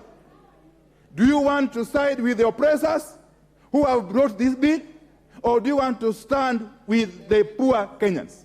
The choice is ours. At the end of the day, it will be neither the issue of Kenya Kwanza or Azimio. It will be the issue of what position did a leader take at the hour of need. What stand did you take at the hour of need for Kenyans?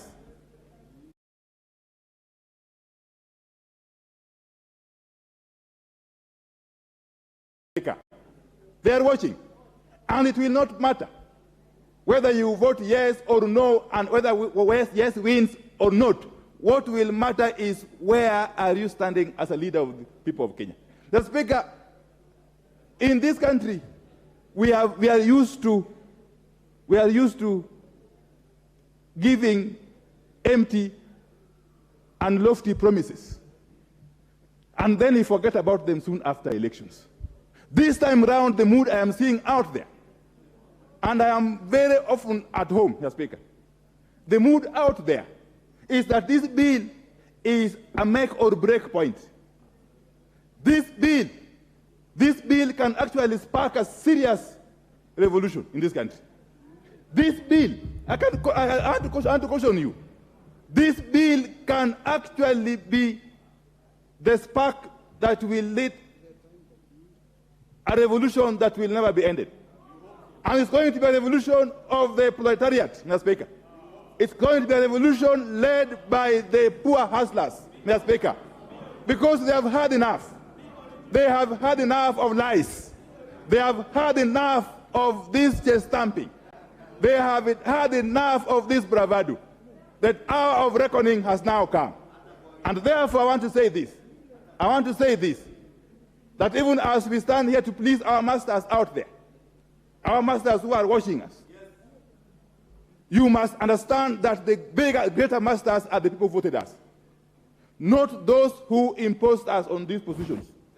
Mr. Speaker, this House cannot go down in history as a House which disregarded the plight of the people. This House must go down in history as a House which stood with the people at their hour of need. And with those very many remarks, Mr. Speaker, I oppose in totality. Thank you. Ndindi Nyoro.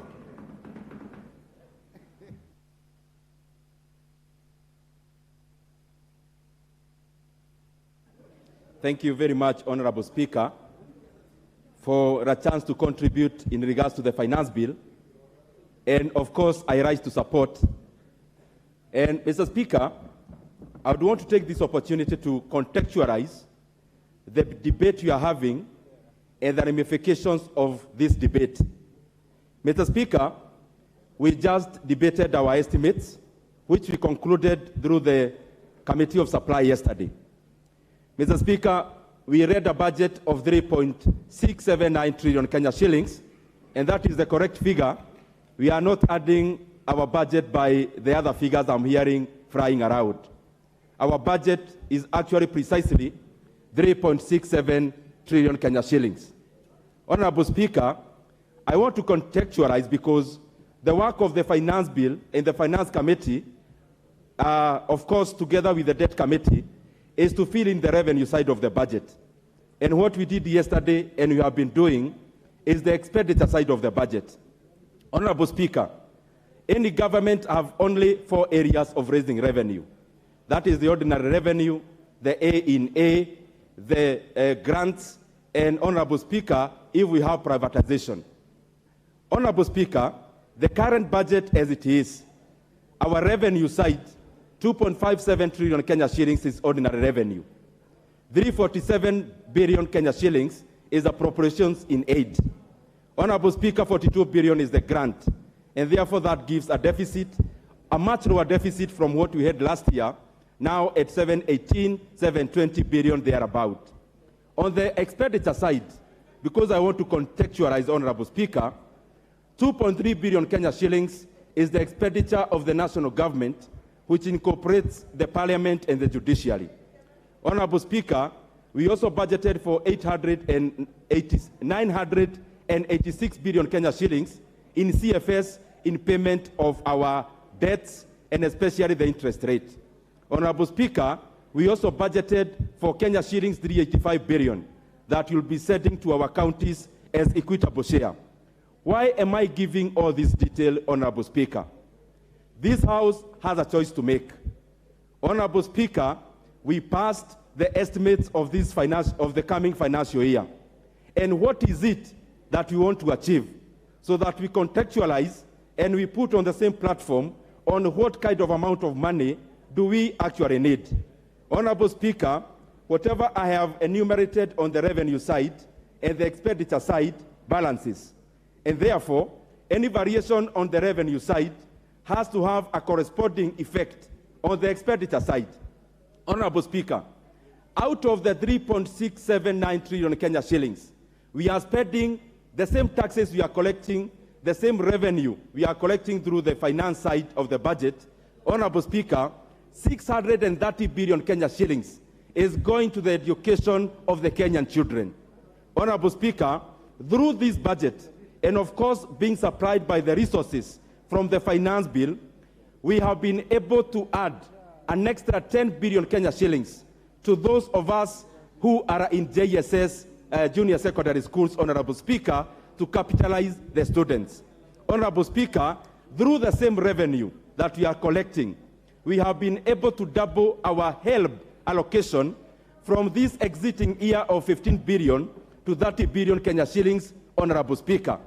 Honorable Speaker, through the same revenue, we have been able to add Kenya shillings 10 billion to NGCDF, Honorable Speaker, where every constituency will be receiving 25 million to 45 million, depending on the formula, in the next financial year.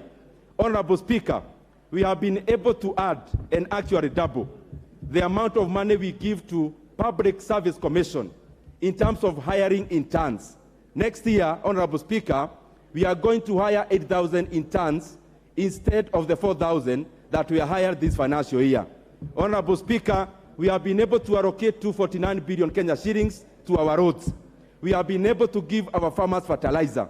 The question that we must ask as this House, as we debate the finance bill, what is it that we have a problem with in terms of the expenditure? Honorable Speaker, we have to support the revenue side of the budget because, Honorable Speaker, that is where we draw the resources to be able to take our Kenya forward through infrastructure and any other kind of development that you are undertaking. Honorable Speaker, I support 100%. Thank you, Ndindi Nyoro. The Honorable Masara.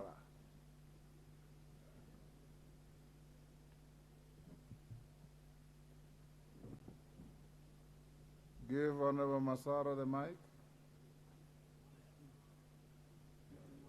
Thank you, Mr. Speaker. Thank you for giving me this opportunity to contribute to this bill, Finance Bill of 2023. Mr. Speaker, first, I want to appreciate the Kenyan people. For the first time in the history, they have really participated and contributed towards this contribution.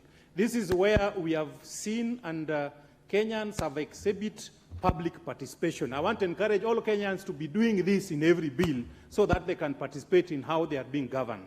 Mr. Speaker, having said that, first, I want to say that I want to correct an impression which was given by my friend, Honorable Mohammed Hali. The mortgage we are being given as MP, we pay for rate plus interest. It's not a free money for us. It is being deducted from our salaries. Therefore, somebody should not say that we are tuko na ubinafsi. It is a right we have been given as member of parliament, and we pay for it from our salaries.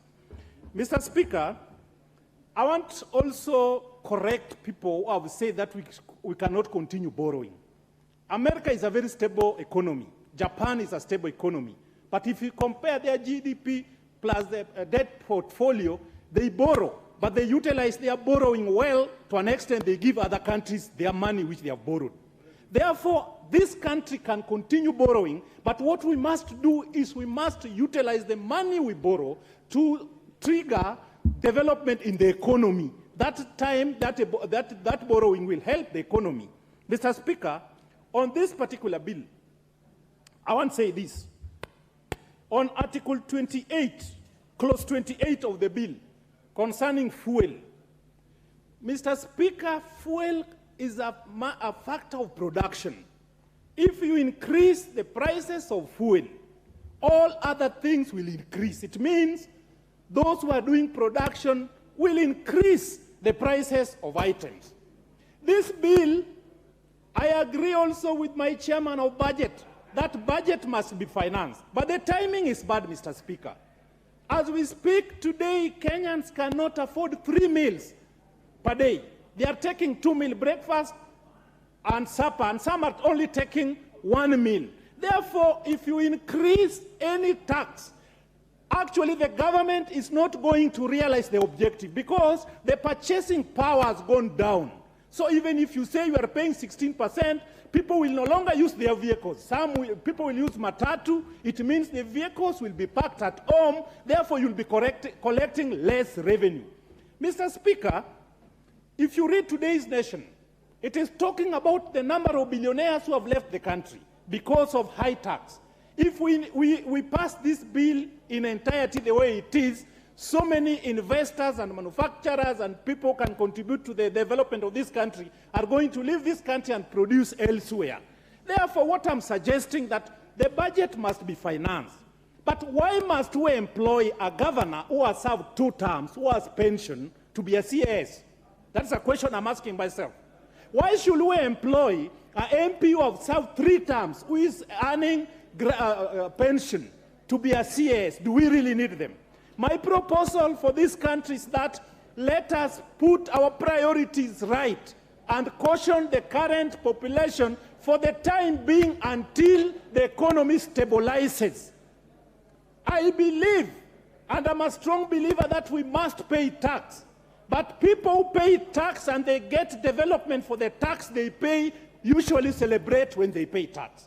But if we can pay tax to pay two-term governors money, that one will be injustice to the people of Kenya.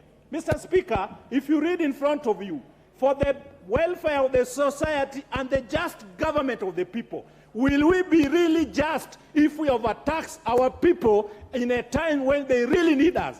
I want to be in the right side of history that the timing is bad. Let us look for ways of financing the budget by reducing expenditure, sealing loopholes of corruption, and then putting our priorities right, and we are going to finance the budget. Thank you, Mr. Speaker.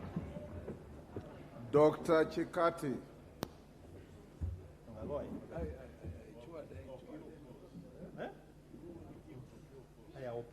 Give Dr. Chikati the mic.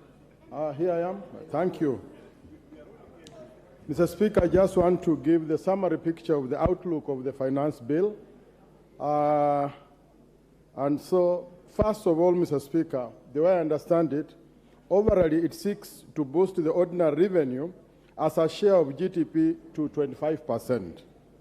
And I'll give the summary picture because of time. It also seeks to increase tax compliance rate from 70 to 90%. As you know, one of the challenges facing Kenyans is the issue of tax compliance, Mr. Speaker. Thirdly, Mr. Speaker, the bill seeks to address the issue of counterfeits and expand the tax base.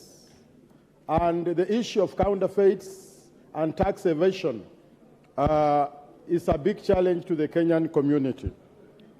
Fourthly, Mr. Speaker, it seeks to address the issue of debt repayment and help the government to gradually reduce overall government expenditure through elimination of non-priority expenditures, elimination of consumption subsidies, use of private-public partnership in rolling out e-procurement systems and other measures. Mr. Speaker, the bill overall seeks to mobilize resources to help finance deficit, which arises out of expenditure that exceeds our revenue. So in summary, Mr. Speaker, I will support the bill. Thank you. Otiende Amolo.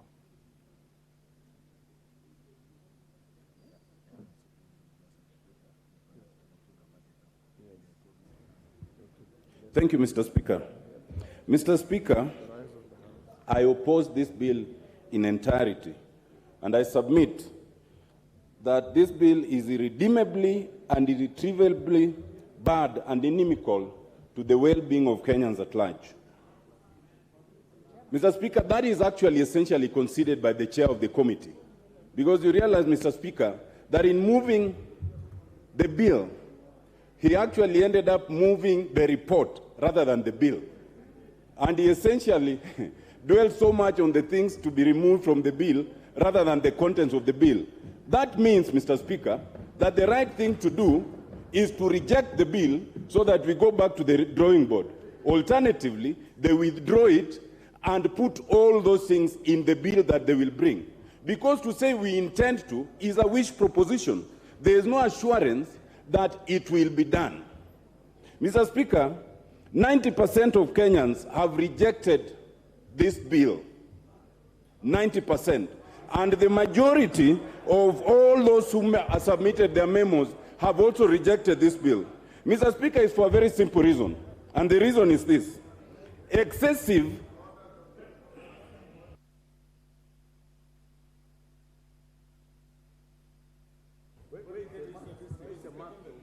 Mr. Speaker, I stand on, we have a responsibility to,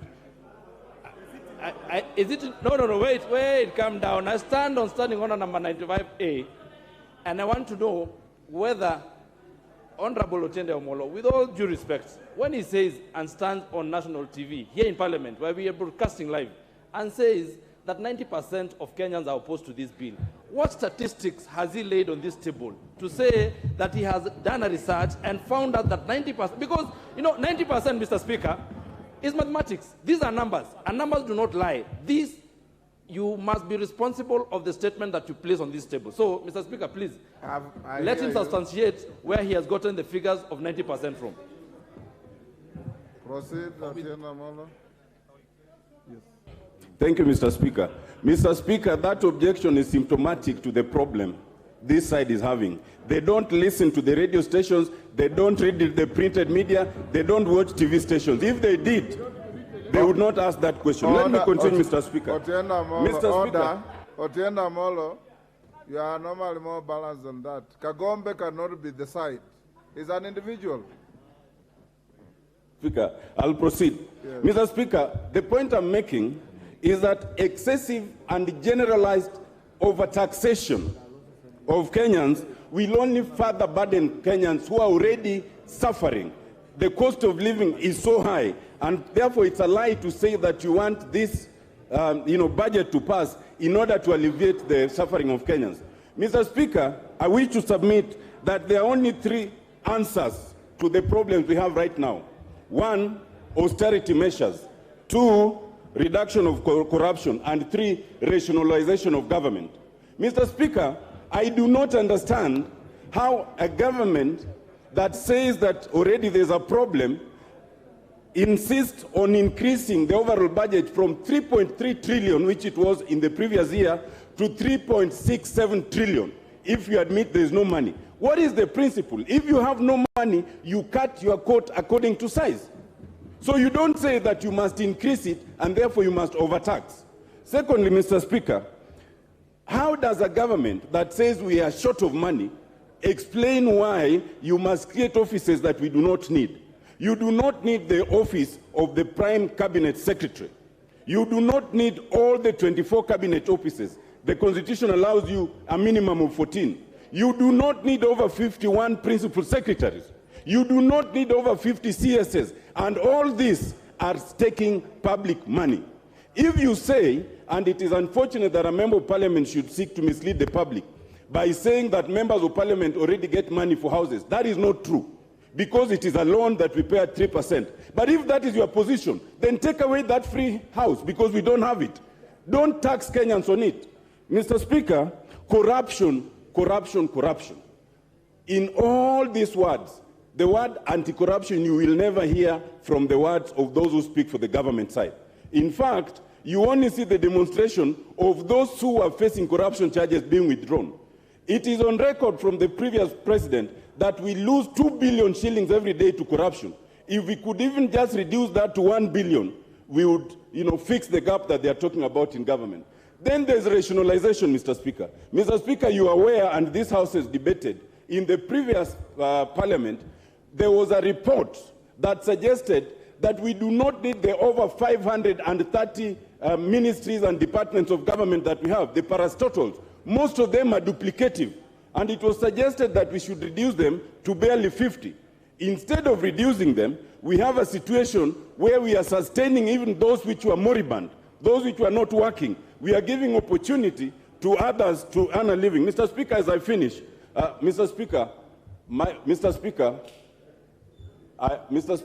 my 2 minutes were taken. Can I get my 2 minutes back, please? My 2 minutes. Yes. Mr. Speaker, 2 closing remarks. You must listen to us, because even if you use the majority to pass this, there's still the courts. And even if you deal with the courts, there's still the people who are sovereign. 2 things. 1, you cannot have a situation where you are bringing the housing tax here. I want to invite you to note, first of all, that under Schedule 6, the role of housing is for the counties, it's not for the national government.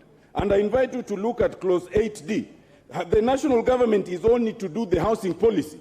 So when you are bringing the question of housing and you're introducing the tax, you're actually amending the Constitution through the back door. And it also means then that this bill should go to the Senate, because the Senate must have a role in anything that affects the counties. And that is a point that you need to bear in mind. Lastly, it is a matter of the Constitution that you cannot introduce servitude. by telling someone that they must pay tax, which will not benefit them and will go to the shareholders, as your leaders have told us, that is servitude. Servitude that we must reject, and we must reject this bill in totality. Thank you, Mr. Speaker. Thank you, Dr. Amola. Members, before I give the next speaker, allow me to acknowledge the following institutions in the public and speakers gallery. Tender Care School, Embakasi East, Nairobi. Ontulilu Boys School, Buri, Meru. Moi Girls High School, Nairobi, Kibra. Sitam Schools, Makadara. Kongoi Secondary School, Kuresoi North, Nakuru. Mary Emase.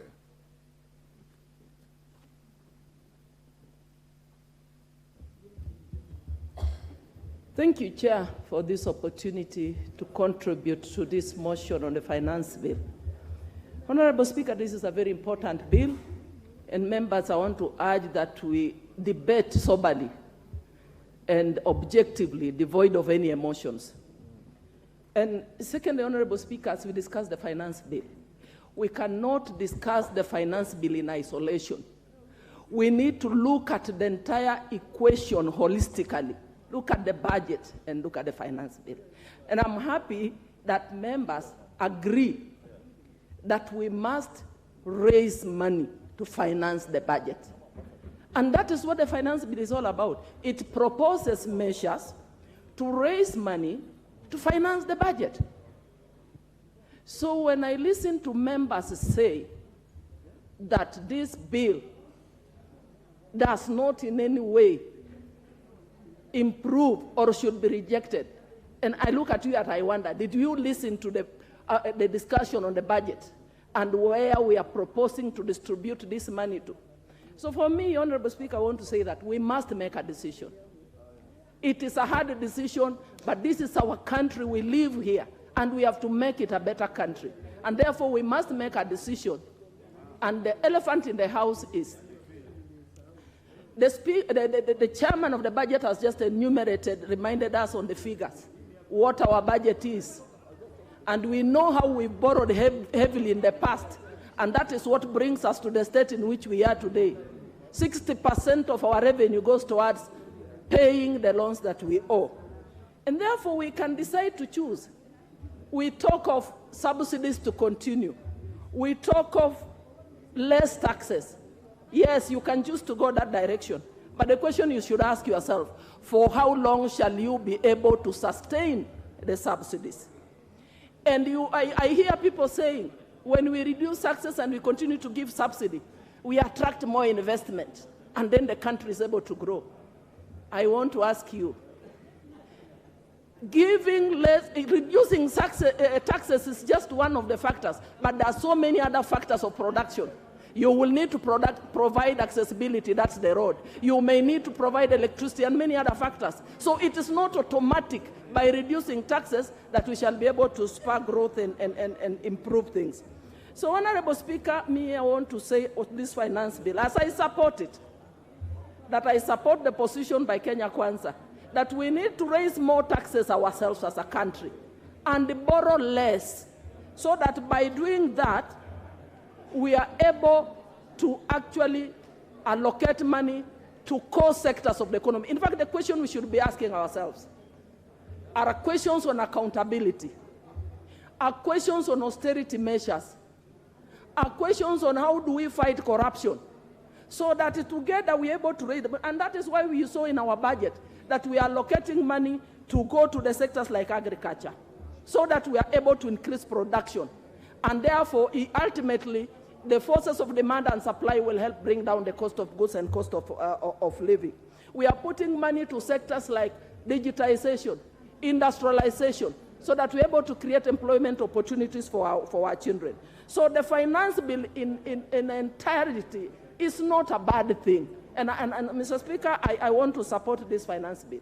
And I've listened to members contributing. I was expecting members will say, I do not like this, this is not for Kenya, and this is what I'm proposing. I want to commend Honorable Masara. It's only Honorable Masara who has said, this is bad. I propose, probably we shouldn't have done A, B, and C. So, Honorable Speaker, I want to thank the committee. It has not been easy. They have tried. And in particular, I see they have listened to Kenyans. They are proposing some reductions, like on the 3%. They are reducing it to 1.5. Probably the only thing I would want to request the chair as he replies to expound more on the difference between moving from mandatory contribution to a levy.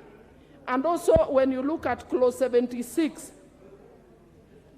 they have, that was clause 76. So when you look at clause 36, they have also proposed to remove the 20% mandatory deposit for those companies or individuals that were seeking who had issues with the tax payments or taxes that are being demanded. That was demanded that they needed to pay deposit in court.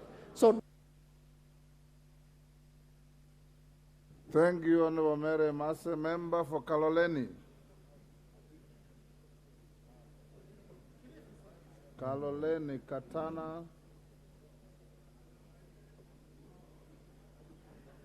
Kahindi, Katana. Asante Bwana Spika kwa kunipatia muda huu.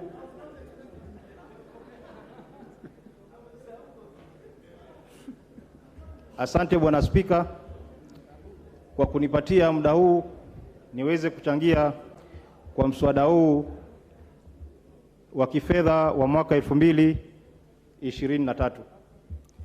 Mimi napinga mswada huu kwa yale yafuatayo. Bwana Spika, gharama ya maisha imepanda kiwango kikubwa zaidi. Na gharama hizi hazijui ni nani yuko upinzani na ni nani yuko ndani ya serikali. Tabu hizi tunazipata sote kama Wakenya. Bwana Spika, ukiangalia ile nyongeza ambayo inataka kuwekwa kwa mafuta, ukiongeza ushuru kwa mafuta, kila kitu kinapanda. Na anayeumia zaidi ni yule ambaye alikuwa akiongelewa. Mama mboga, bodaboda, kwa sababu hakuna tofauti ya mama mboga na bodaboda na mbunge hata na rais. Kama ni bei ya mafuta, Bwana Spika, tunanunua lita moja kwa bei sawia.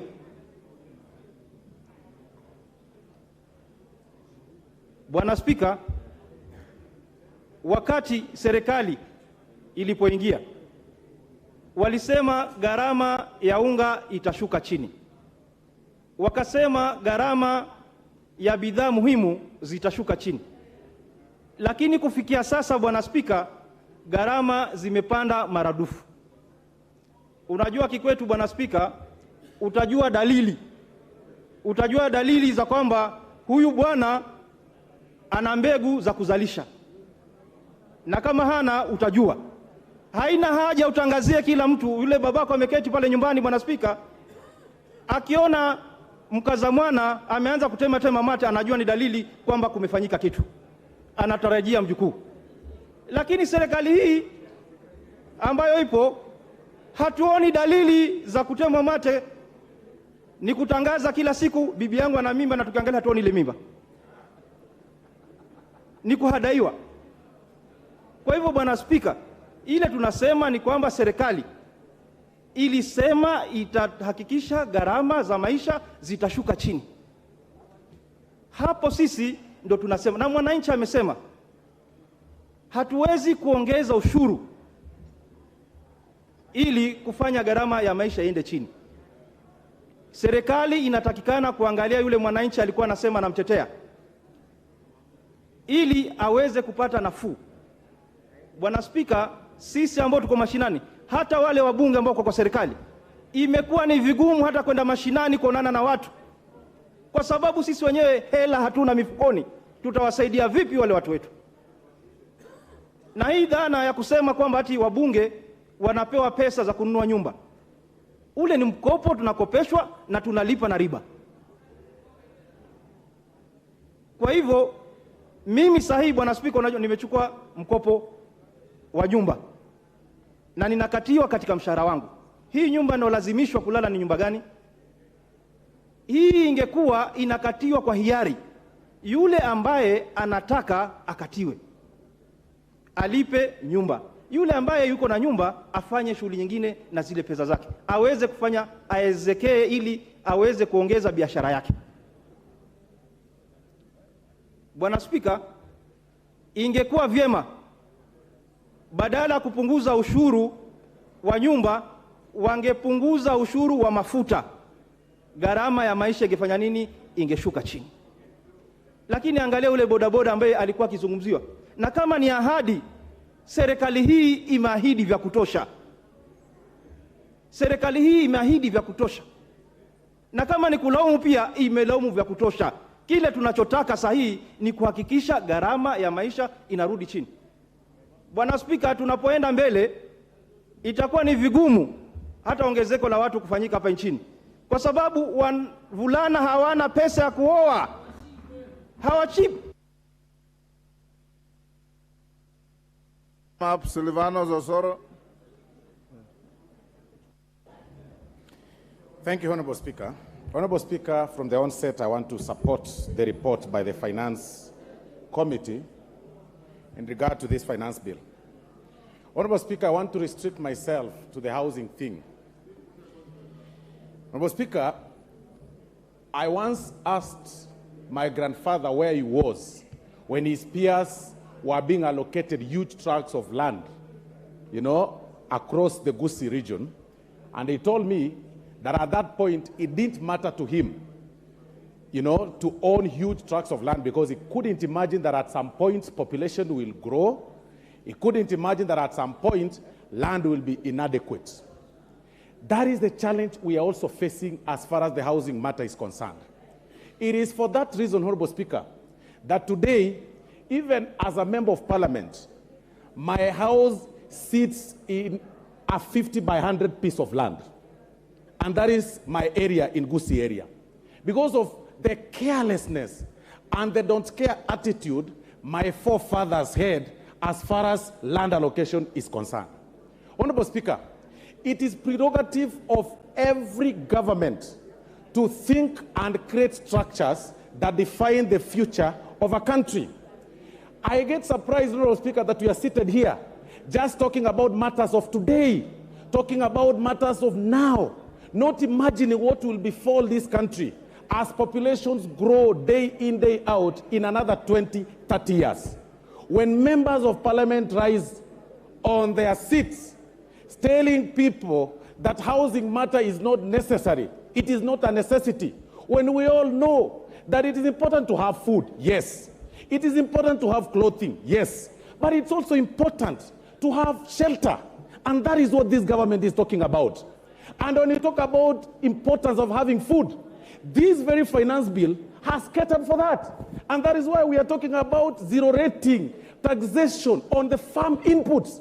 In another few days or so, food production will be low in terms, the cost of food, cost of producing food will be low, food will be adequate, people will have a lot of energy, but they will not have shelter. And that is what we are saying today, Honorable Speaker, that it is important for us to pass this finance bill as far as if there is nothing else that we need to be thinking about, then let's think about this housing thing. I imagine back in my area, and I keep saying this, that Gusii, Honorable Speaker, is turning to be a village slum. There is no land, but there are some pieces of land owned by government, and that is what we want to make use of. We are telling the members of the public that even as we think about today, in another 30 years or 20 or so, we'll need now to imagine the urbanization, because Kenya is largely urban in terms of, in nature. Everyone is moving urban. But now we are telling the people this way, that through this finance bill, you will be able to have structures built by government in your own sub-counties, so that in the inadequacy of land, it does not really affect you. Your people will have shelter. because of the zero rating in terms of the farm inputs, your people will have food, then people will live very okay. And that is the essence of the finance bill. But Honorable Speaker, listening to my colleagues from the minority side, and I listened keenly to Honorable Tienda Molo, when he raised issue in terms of, cutting down the costs, the budget appropriation. But I get surprised, Honorable Speaker. We stayed here yesterday until 10 p.m. None of the members, not a single member of the minority was in this house to challenge the Committee of Supply when we were doing allocation, except Oluoch. Except Oluoch. It is in this house that we allocate and reallocate funds. If you wanted to cut down the budget, if you wanted to downsize the surplus of a certain particular... Also be fair to Beatrice Elachi, she was here up to the end of time. I stand guided, Honorable Speaker. Yes. I was, of course, with Beatrice Elachi and Honorable Oluoch. But all the rest were not here. You are talking about cutting down the budget as far as appropriation is concerned. That is a prerogative of this House. You are not here, Honorable Tienda Molo. So who else do you want to cut down that budget if you are not here? You are complaining that we are, collecting money left, right, and center. But we passed that budget here. We passed the surplus here. It is a shame. It is a complete shame, Honorable Speaker. And it is important for Kenyans to know that the budget is pushed through your taxes. And that is what the essence of this finance bill is all about. The budget... Give him 1 minute. Thank you, Honorable Speaker. It is through this finance bill that we're able to display where collection of money, collection of revenue is going to come from. When we passed the budget yesterday, we are justifying our collection, our source of income through this finance bill. So even as you challenge the finance bill, ask yourself, what element of this Committee of Supply did you challenge yesterday in the Committee of Supply? None. You're telling us to borrow. How do we borrow? To what extent can this country borrow? Do you want us to go to the Ghana way? How do you say that you're defending the content creators? But we've displayed to you, we've been able to reduce their taxation from 15%, to less than 10%. I mean, really, why do you want to play populist politics when you also need salaries? You know very well that your classes need to be built. Your road needs to be done. You are here shouting about CDF. Where do you want money to... The Honorable Dr. Jackson Kosgei. Jackson Kosgei. Thank you. Thank you, Mr. Speaker, for giving me this opportunity. On the onset, as I present my thoughts to this august House, I wish to say I support the motion.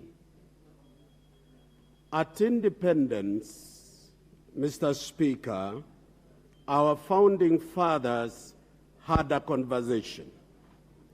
Where do we take our newly independent countries moving forward? And the discussion they had was that we develop a philosophy not founded on the Western capitalism purely, or the Eastern socialism, but they looked at what they called an African democratic socialism. It had three thematics, Mr. Speaker, that we want to develop Africa with an equitable economic development. Second, they talked about an inclusive formation of our social structure. And they developed three strategic philosophies that informed our sessional paper 1965. They talked about that in this we need to build an economy, as they were addressing a financial appeal like today, an economy that will promote a self-reliance, promote national unity, and also national development by pooling our resources. I am a son of a veteran war soldier in 1945. He told me when I caught polio that, son, now that you have lost your legs, you have a challenge. But let me tell you, you have no option but to improve upward. Never become a victim of paralysis by analysis. If we think Africa is poor and we continue to say we are poor, we will be paralyzed.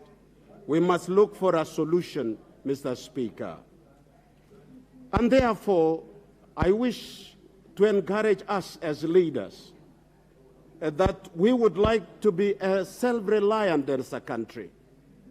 And the best thing to do is to look at what we have to improve our nation.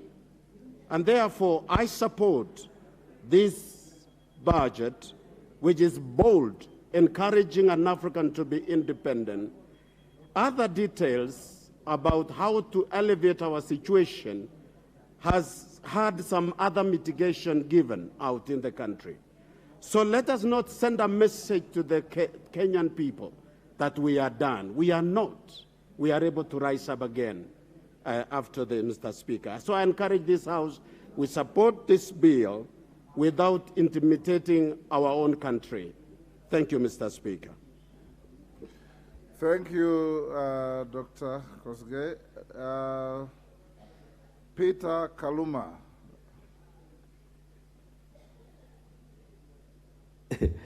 I thank you, Honorable Speaker, for this opportunity.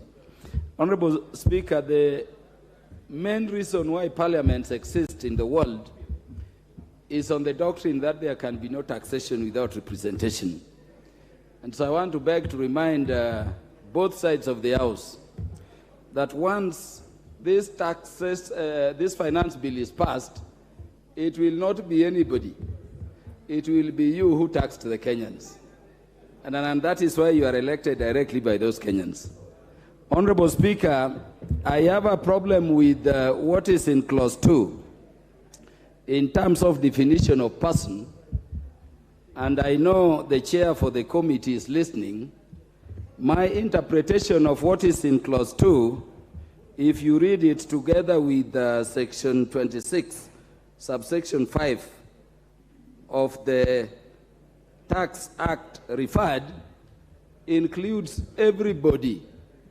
Everybody, possibly in terms of the definition under that section 26, section 5, it includes your ancestors.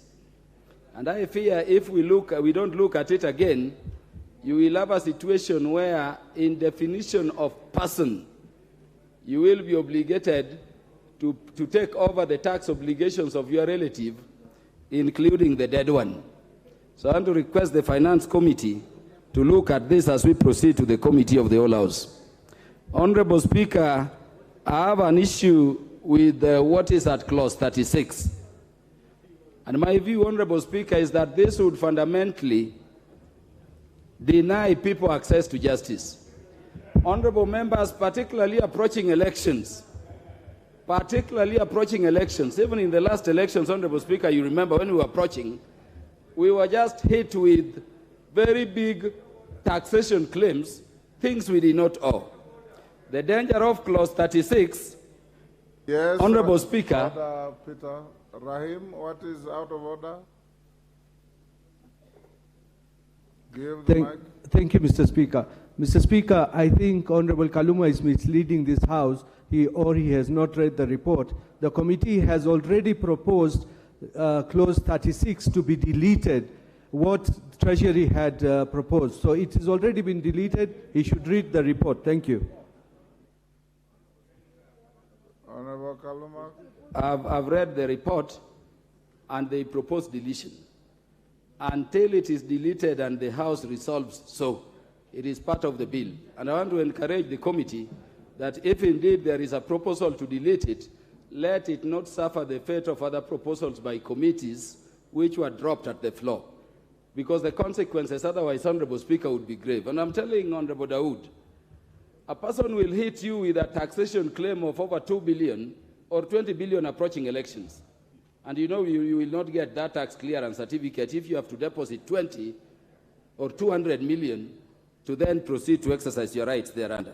So it will deny access to justice, which is a fundamental right. I would request that the committee, if indeed you have recommended, proceed and deal with it.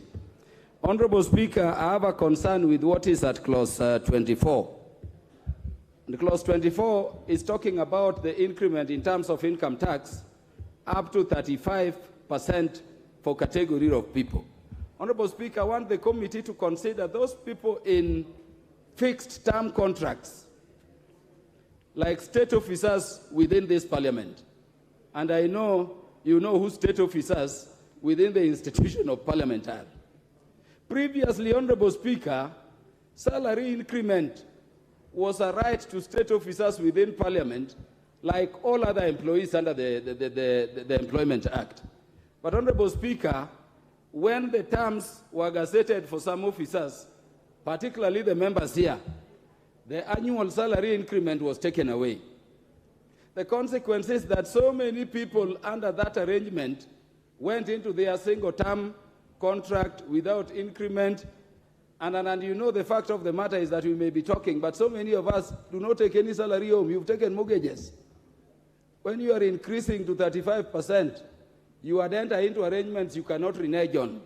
Where are you going to get this money? And you know what a mortgage is. Where are you going to get the additional 5% to pay? When I know, just like me, I don't know the others, Honorable Speaker, but me, the newspapers have carried reports confirming I earn zero pay because of mortgage. And it is a contract you cannot rewrite after you go into it. Are we going to think of situations of those fixed term contracts without annual increment, or what measures are we talking about? Honorable Speaker, the issue of VAT on fuel has been spoken to. But the fact of the matter is that this will affect everybody. And Honorable Speaker, across the world, finance bills are negotiated. Honorable Speaker, in the last parliament, I remember the regime then, the Jubilee regime, wanted to move VAT to 16. And out of negotiations weighing the situation of the economy, we settled out of negotiations at 8%. I would request that, because this is going to affect so many other, the economic issues down there, we at the very worst leave it where it's at. Honorable Speaker, on the housing levy, Honorable Tiende brought the element of it being a county function. And I think we consider that seriously. But I wanted also to say something, Honorable Speaker. Honorable Speaker, in addition to the fact that this is a county thing, it is not defined clearly how you will benefit out of your contributions into this levy. And I think in as much as some people may want to push it, let us define. If it were not a tax, Honorable Speaker, it would define how you benefit. We are levied for NHIF, NSSF, and others, but you can benefit. How are you benefiting directly on this? If you are not, Honorable Speaker, I fear we may be going into violation of Article 40 on people's property rights. Honorable Speaker, there is an issue in clause 51. And I'm saying this, Honorable Speaker, because the chair is listening to me and the committee is there. The area of tax and amnesty, Honorable Speaker, is something we should delete from our laws completely. Honorable Speaker, there is a time I visited a commissioner in charge of taxation. And just on his desk there, a person who was to pay the country over 10 billion, the minister just wrote, pay 200 million or 2 million. And we lose all that money. We need to stop amnesty. And you should question, as members of this committee presenting this thing, why are we allowing amnesty up to 31st December 2022? Who are these we want to give amnesty to before we can enforce the law rightly? And it has been happening.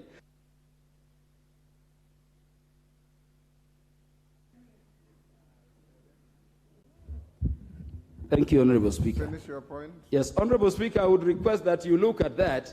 If we are not having some fat cows to be, and I believe on taxation, nobody should be saved. Remove the idea of amnesty, let us go for people. And then lastly, Honorable Speaker, each year we lose over 700 billion to corruption in this country.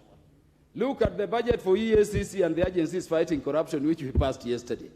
We cannot be debating in retrospect, but I'm thinking if we were able to save that money we are losing to corruption, your budget would be, in terms of what we need, some 2.1 trillion, and we would be having a lot of money to deal with. Honorable Speaker, the problem is that we have encouraged corruption.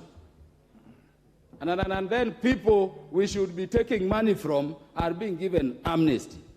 I request, Honorable Speaker, that we look at all those issues among the other issues raised by the members. And so long as those issues have not been looked into, Honorable Speaker, I stand to oppose. Wakili Mureu.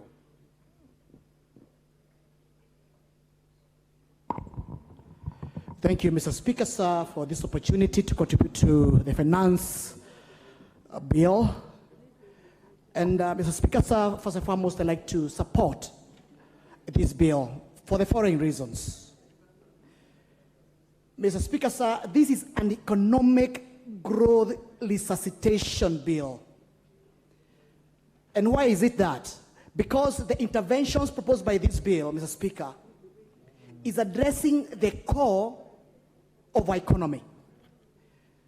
Mr. Speaker, sir, the finance bill is addressing on the debt level and how we can get out of that debt level. Currently, our debt level is at close to about 10 trillion. We spend over 60% of our collections to pay those debts. The second issue this bill is trying to address is unemployment. We have 6 million members of our youth who are qualified to be in employment, but sadly, they are there getting wasted. The other issue this bill is addressing is the cost of living. Mr. Speaker, sir, as you are aware, the cost of unga is high, the cost of sugar is high, the cost of education is high, and yet, Mr. Speaker, sir, our people, even in all those circumstances, they want good roads, they want water, they want bursary for their children, they want to chase away darkness by having electricity. How else, Mr. Speaker, sir, are we supposed to address all those challenges by avoiding to pay taxes? Mr. Speaker, sir, my position is very simple. If you look at the provision on manufacturing, the finance bill has addressed clearly on the issue about our industries. And it's a sad story, Mr. Speaker, sir, because currently our manufacturing is only contributing 7.2% of our GDP. It is coming down from 9.2 a few years back. I know the manufacturers have an ambitious plan to raise that to about 30% by 2030, but that cannot be achieved if we do not protect our local manufacturers. And the way to support our local manufacturers is, number one, zero rate on the excise duty, especially on goods produced locally, but also put in a tax on the goods which are imported but which can be manufactured locally. For example, things like furniture, which come in from China and other countries, put excise duty on them. Goods like sugar, goods like iron and steel, which can be able to be manufactured locally. Because again, that's the only way we can be able to resuscitate our manufacturing. Number two, Mr. Speaker, sir, manufacturing support 40% of our employment. Today, as I said earlier, the biggest challenge is that we have highly educated young people, but they do not have employment. And the only way we can be able to address that is to ensure that we address the element of manufacturing, because that's the only way we can be able to place them in employment. Secondly, Mr. Speaker, sir, is about the issue of a digital economy. As you are aware, Kenya is one of the leading countries in terms of innovation economy. And being that the countries all around the Kenya, they look up to Kenya to just to copy what you are doing. Look at the way we have embraced the telephonic technology, the payment system, the lending system. The countries around in Africa, they are looking to Kenya as a shining star. But the question is, have Kenyans benefited from that bubbling economy? And that's why the proposal to put in a tax is for purposes of that industry to contribute to the nation, to contribute to the economy of this country, as we also along the way create employment. Thank you, Mr. Speaker, for that opportunity. And I support this bill. Fatuma Jeho.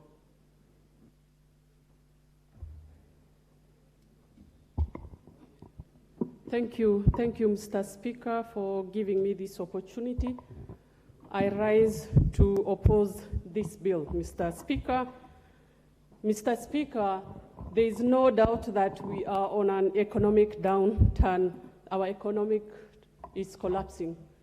Mr. Speaker, today, if we were given this bill and none of us were a member of this honorable House, I can assure you none of us could have passed this bill.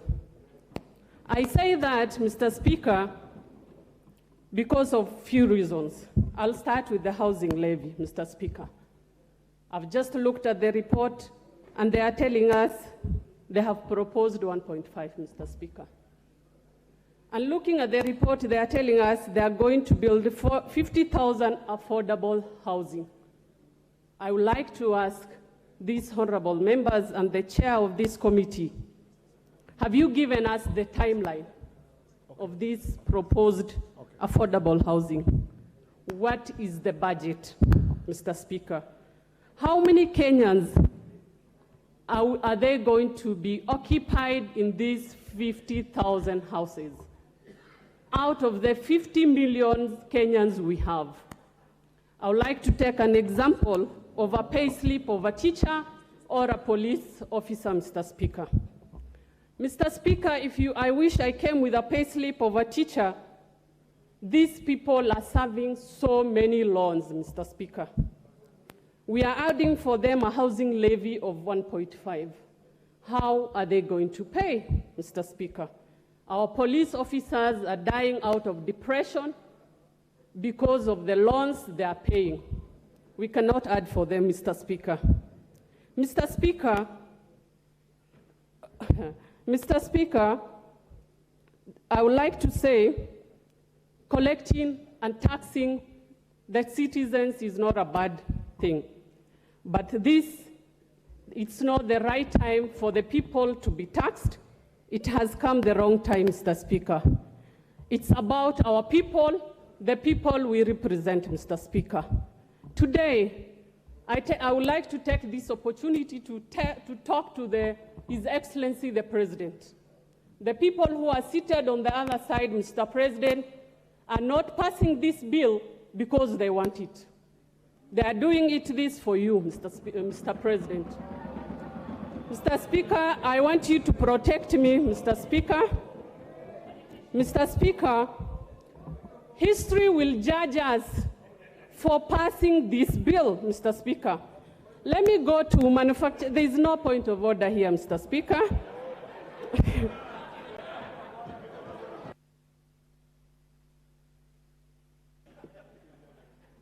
Point of order, Honorable Speaker. Honorable Speaker, we are debating the report on the Finance Committee.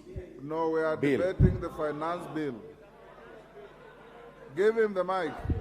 Honorable Speaker, it is not in order for the Honorable Fatma to impute improper motives on her colleagues as far as this House is concerned in terms of the debate. He's saying we want to please the President. Honorable Speaker, this bill is not owned by the President.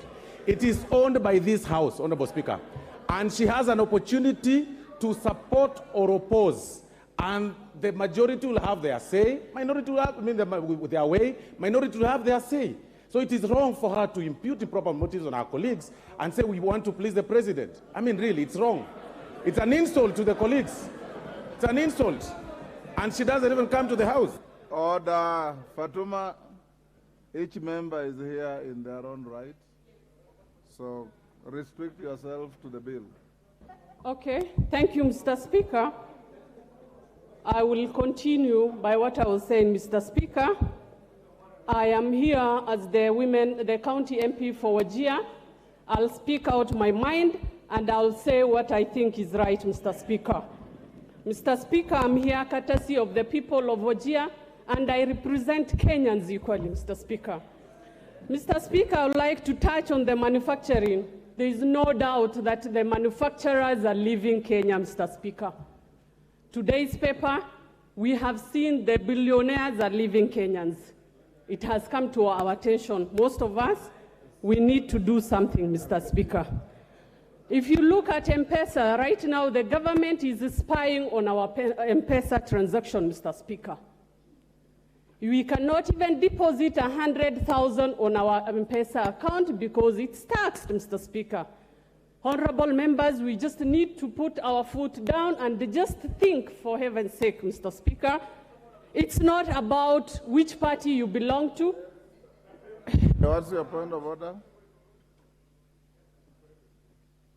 Give the mic to Honorable Kagombe.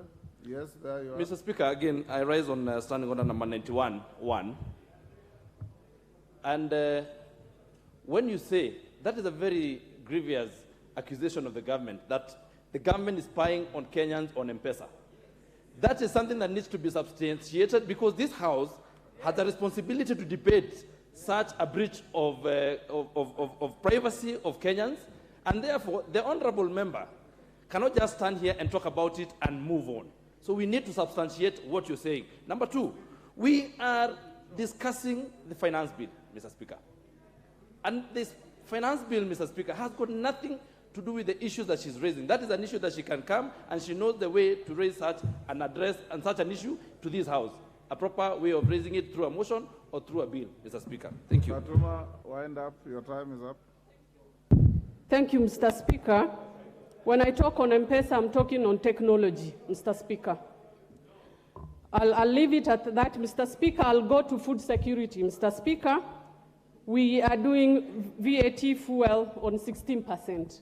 Mr. Speaker, I just want someone to explain to Kenyans, when you impose 16% on fuel, how do you expect to secure food on this country? Everything depends on food, Mr. Speaker. Mr. Speaker, as I sit down, Mr. Speaker, sorry, I've been interrupted and I've forgotten a few things. Mr. Speaker, we need to earn the trust of Kenyans, Mr. Speaker. We remember what happened, the Gulwana Kulalu project, the millions and the trillions shillings that were spent on that. Mr. Speaker, as I said, we need to trust, we need to get the confidence of the Kenyans. Honorable Makilap. Thank you, Mr. Speaker. I want to state from the onset that I shall support this finance bill as a member of Finance Committee and as a member of Parliament for Baringa North. Mr. Speaker, there are puzzling events that have happened.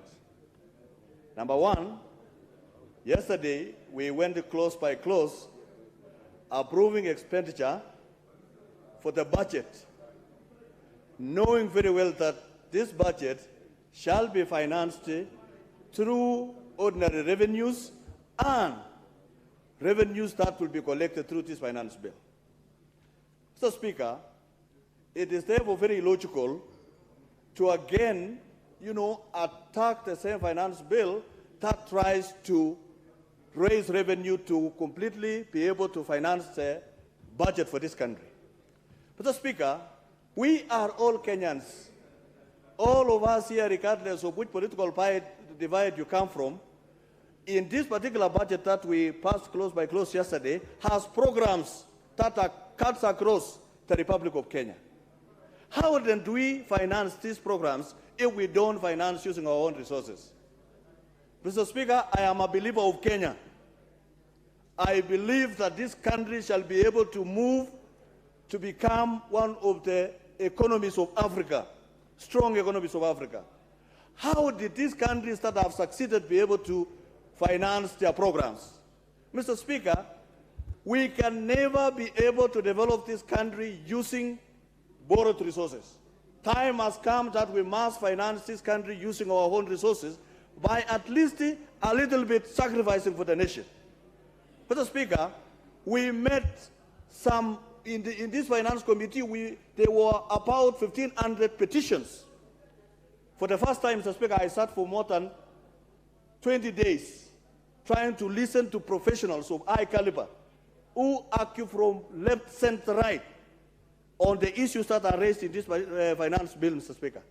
And we as a committee, Mr. Speaker, had made some proposals So, Speaker, and I wonder even my good friend Wandai did not read that we made a proposal that the issue of wigs, eyelashes, and everything were deleted. We made a proposal that this must be deleted to protect the hustlers of this country, because that clause, many Kenyans who came before us felt that this is a very bad clause. Mr. Speaker, we also on rental income, Mr. Speaker, been able to make a proposal to reduce from 10 to 7.5%, so that the investors across the political divide who want to do projects on housing, Mr. Speaker, will be able to get value for their money. How else do we protect the people of Kenya, Mr. Speaker, when we reduced the housing levy from 3 to 1.5%, Mr. Speaker? We sat as a committee and be able to address the issues that were raised by Kenyans, Mr. Speaker, even including bringing in coffee. We made a proposal to zero rate export of coffee levy, Mr. Speaker. Coffee was not there. We brought in, there was only tea, zero rating on tea. But we brought in coffee because the Wanjigus of this country, Mr. Speaker, would want to benefit by actually getting maximum returns for coffee, tea, among other products that are actually grown in Kenya. Mr. Speaker, this is our country. This finance bill attempts to raise 289 to around 300 billion. Mr. Speaker, how then do we raise these programs, Mr. Speaker, and all the people of Kenya, regardless of where they live, whether they live in Asimio zones, they require roads, they require medicine, they require fertilizer, they require programs to lift their lives. How else do we finance and grow the economy of this country? The people of Kenya must be able to sacrifice a little bit so that we can finance our programs, finance our budgets, using our own resources, not the resources borrowed from the white people, Mr. Speaker. Enough is enough. We must grow our economy using our own resources and using ourselves, Mr. Speaker. We must be able to contribute. Asimio people do not live outside Kenya. They live in Kenya together with all of us. And we must know that this is our country, and we must work together, pool up resources, provide solutions rather than attacking everything in this finance, Mr. Speaker. Let us provide solutions for the welfare of the people of Kenya, because this is our country and we can. Adan Kenyan. Thank you, Mr. Speaker. Mr. Speaker, I've had the opportunity to work with President Moi, President Kibaki, President Uhuru Kenyatta, and right now President William Ruto, Mr. Speaker. And we must all accept that we have a beautiful country called Kenya, Mr. Speaker, which all of us as individuals, as groups, must accept and believe in. Mr. Speaker, the issue of budget making, I know, is emotive, it is difficult, it's painful. And I must say from the onset that as a member of the Finance Committee, we have had the honest task, Mr. Speaker, of going through the different presentations by different groups from different sectors of our economy, Mr. Speaker, in pursuit of both their collective or individual rights, Mr. Speaker, because Kenya is a democracy. Every individual has the right to a divergent view, Mr. Speaker, and that is why, in the minds of the framers of the current Constitution, Mr. Speaker, the right to public participation is enshrined in the Constitution. But, Mr. Speaker, having said this, I want each one of us as the leadership, and being the leadership and being in this August House, Mr. Speaker, is a privilege. Because out of the 50 million Kenyans, Mr. Speaker, Kenyans in their own wisdom have decided to have a few of us here as their representatives, Mr. Speaker. And we want to reflect. And I want to ask each one of you a question without venturing into your political persuasion. Where were we in 1963? Where did our forefathers expect us to be? And where are we today? And what is expected each one of us to do so that Kenya joins the League of Developed Nations, Mr. Speaker? Mr. Speaker, this country has recently been voted as one of the best in human resource capital, meaning therefore outside there, in the eyes of the international community, there are many Kenyans who have gone to school. Our task as elected representatives is to give them opportunities to get jobs, is to give them opportunities to remove them from that ladder of being underemployed and unemployed, Mr. Speaker. How is this achievable? This is achievable only through taxation, Mr. Speaker.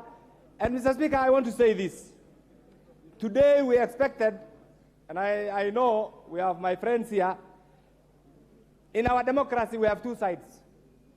Today we expected, what I expected, and this will have guided me, is to get an alternative tax proposals from those who are opposed to what the government is doing.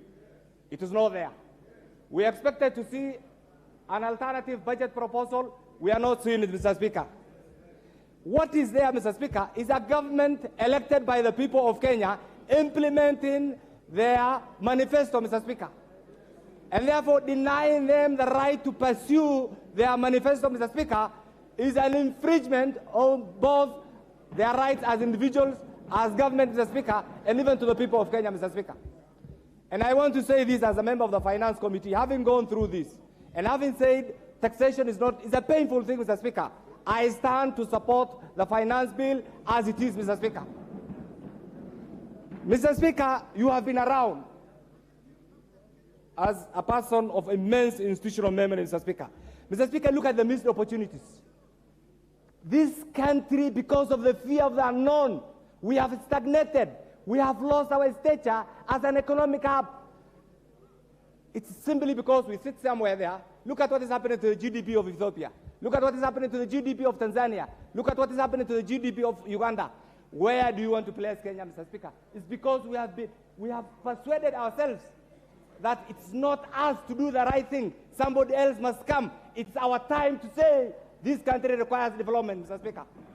It's our time to say, as members of the 13th Parliament, what the government is proposing, bring the alternative. And let me tell you this for free. What you are being asked to do is to deny the government taxes, misinform the Kenyan public, so that your regime becomes unpopular and collapses. Don't accept that truth. This government must function. This government has been elected democratically by the people of Kenya. And therefore, 1 month ago, Mr. Speaker, the salary is delayed. You saw the kind of picketing that was going on. I'm sure in your office, you have had Molongos, ya watu kuuliza mishahara. Isn't it? Where will the government generate the money from? The government must generate the money from taxations, through this bill.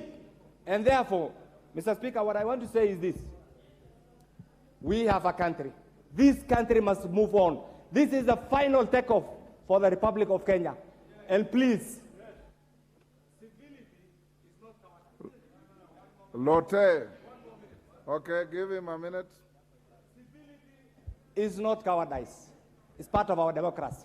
Let's debate. This is a debating chamber. Let's not shout at each other. And I always say this as a practitioner. Let's debate. The majority will have their way, while the minority will have had their say. And that is the essence of democracy. Pass this bill as recommended by the finance bill. I support. Titus Lotte from Kacheliba.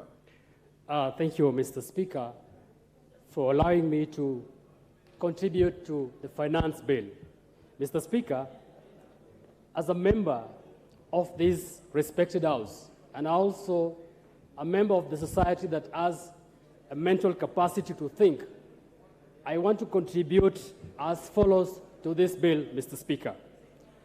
Far from it, Mr. Speaker, there is a lot of information that has gone to the public that this bill is supposed to be punitive to Kenyans. But having looked through it, Mr. Speaker, I realized that this bill is trying to address the inefficiency that has been there in our tax regime, Mr. Speaker. We've actually been collecting very little amount of revenue vis-a-vis the capacity that we have. And this bill is not as punitive as we are told. I've looked through this bill, Mr. Speaker, and I've realized that only 3 main taxes have been introduced, and the rest have actually been made efficient. The first one, Mr. Speaker, is the digital monetization of the digital content. And this is in regards to the principle of taxation, Mr. Speaker, where taxation is supposed to be as evolving as possible in regards to respond to the evolving nature of our society. When our tax regime was done, Mr. Speaker, there was very little in terms of digital content. And because Kenyans are embracing the digital content very quickly, our tax regime is also supposed to embrace. And so, introducing the 15% on the digital content, Mr. Speaker, is in regards to the evolvement of this. This is very nice, Mr. Speaker, because we've actually seen our revenue falling because a lot of advertisements, a lot of our contents are actually becoming digital. And so the mother of our taxation is also reducing because we cannot now net in the traditional taxes. So, Mr. Speaker, I think it is important that we actually also go along with the digital migration. The other tax that I've seen as new is the club entrance fee, Mr. Speaker. Initially, this club entrance fee was free, and it's only for the privileged, Mr. Speaker. The club members that are sitting here are paying hundreds of thousands to millions to clubs, and yet they are supposed to be exempted. There is no common man, there is no common person that actually benefits from this. I actually love the fact that we need supposed to introduce a tax to this club so that we net in these people that are actually in clubs, clubbing and using a lot of money and want to be exempted. The other one, Mr. Speaker, is the introduction of the 5% withholding tax on advertisement. Mr. Speaker, there are a lot of diseases that are coming to this country because advertising has become so cheap that people are misleading Kenyans. We've actually seen people being conned. We've seen people buying products that are not necessary because there is no tax on advertising. Mr. Speaker, introducing a 5% withholding tax on this will actually safeguard Kenyans from the conmen that are actually advertising if they are allowed to advertise for free. Finally, if I go to the housing, Mr. Speaker, I want to say that this country, we host the 3 main out of 10 slums in Africa. And until we actually agree to say we want to move out of the slums, we will continue premising and saying that we are not ready. We should be ready as now, Mr. Speaker. We want to move from being a country that is living in slums to a country that is supposed now to be a developed country. Mr. Speaker, if I look at the superhighway, the Thika superhighway, if I look at the SGR, I look at the Nairobi Expressway, everybody in this country, the people of Kachaliba contributed to it, Mr. Speaker, and yet they don't use it on everyday basis. So even this housing, we are all supposed to contribute to it because at the end of it all, when Kenyans get houses, whether you get it or not, it is for the common good of this country. So, Mr. Speaker, I stand to support. Thank you.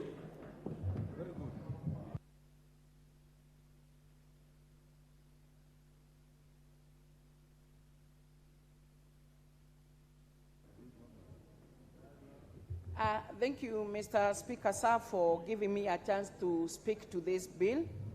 And I first of all start by congratulating the Committee on Finance for the tedious and good work that they did, and even all the way to calling out the public participation.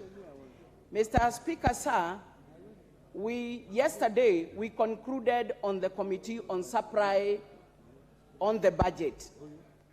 And we were able to adopt and to pass this, Mr. Speaker. And therefore today, we are discussing the finance bill, which is supposed to look for money to finance to run this budget, Mr. Speaker. And therefore, I failed to understand how yesterday we can be able to pass the bill on the Committee of Supply, and today we start going against on how to finance it. Mr. Speaker, sir, our budget of 3.67 trillion must be financed by the people of this Republic of Kenya. Mr. Speaker, sir, let us not go out and not be realistic and even play politics, populist politics, to tell our people that we are against the finance bill just because there is the taxation. Mr. Speaker, sir, there is no other way that we can be able to finance our budget other than through the taxation. Mr. Speaker, all of us, we understand that the cost of living is not good to all of us. We also understand that there is the debt that was left by the last regime, Mr. Speaker. We also understand there is unemployment and so many other. And therefore, as a government, we must look into how we are going to focus on areas to stimulate the economic growth and reduce the cost of living, among other development measures that are awaited by our people. Mr. Speaker, sir, I'm surprised to see the Azimio coalition standing up and going against this finance bill. Yet all the time we see the government officers visiting their areas. Every stand up with a mic to request for a load. Another one requesting for the installation of electricity in their rural areas, the constituencies. They also speak a lot about the health. They speak a lot and to so many other areas. My question today, how do we finance for all the requests that you put? And that time you are taking the mic to ask that. It is so that your people can hear that you are really asking from the government so that they may get the development. That time you are happy when you hear the crabs that you have made your day. You have made your political marriage. But when we come here to look for money to finance this development, you are here standing up and talking 1, 2, 3, 4, 5. My dear, let us be optimistic that for this government to deliver, we must go for the taxation. We are against for more loans because, Mr. Speaker, sir, for whatever we have not been able to pay. You have heard from the budget committee, they are saying 60% of our finances that we have is going to finance the loans. Mr. Speaker, sir, it is only 40% that is being left for the development and also for the recurrence. So, Mr. Speaker, we must struggle to make sure whatever our people are waiting for, we look for it, and it can only come from the taxation. And we are taxing those who are employed. We are taxing those who are in business. We are taxing those who have. Let us not incite our people who do not have when we are trying to create some employment and some areas that they can be able to employ themselves so that they can also be able to put food on their table. Mr. Speaker, sir, there is no one here who came to this plenary without taking breakfast. Mr. Speaker, sir, we are also going to take lunch. Mr. Speaker, sir, we are also going to enjoy good supper or dinners. Mr. Speaker, sir, the people that we are looking for do not have anything to put on their table.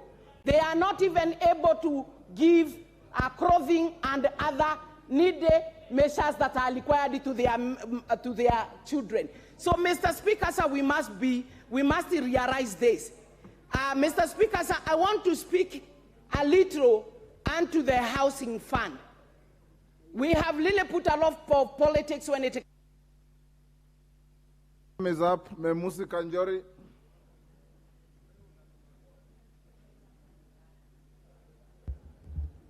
Thank you, Mr. Speaker, for giving me this opportunity to also contribute to this finance bill.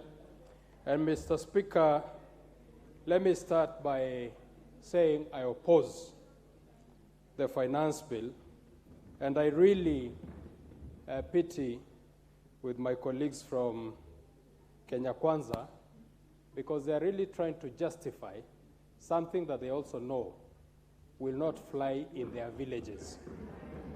Mr. Speaker,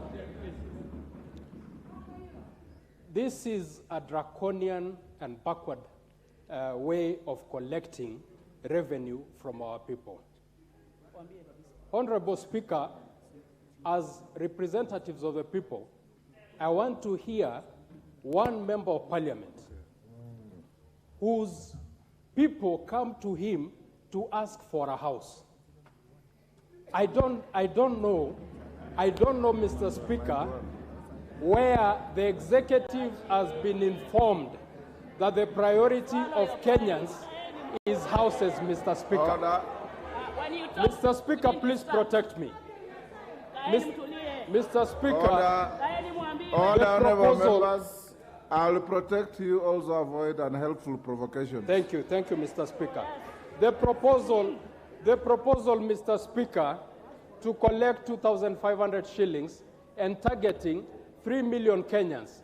Mr. Speaker, that is collecting 7.5 billion shillings a month. Honorable Speaker, 7.5 billion shillings a month.